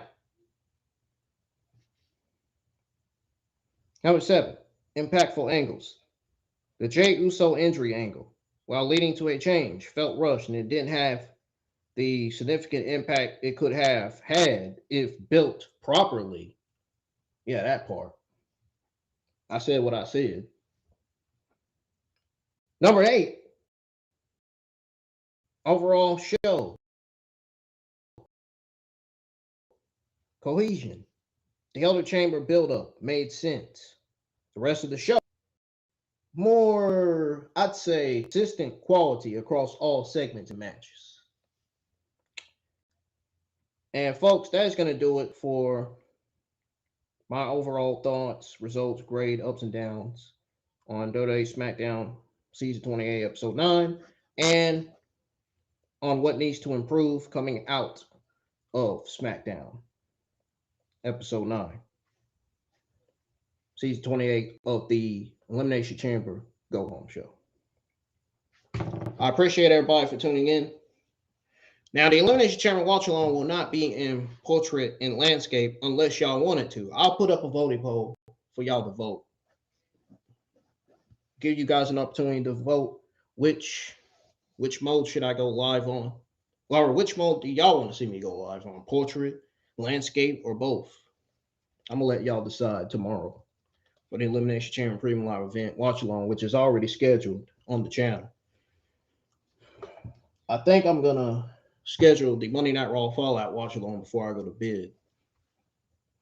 And I think I'm going to start on both the Monday Night Raw and NXT thumbnails. If not, then I'm going to get up, eat me some breakfast, take my meds, and start on both thumbnails. And then I'll have them scheduled. This is already Saturday, so I thank y'all very much for your support and your patience. Please, anytime the stream starts and it goes, when the stream starts with the 10-minute countdown, just be patient. You got to be patient. That's all you got to do. You can comment in the chats and everything. You can, I mean, if I see you saying, hey, I'll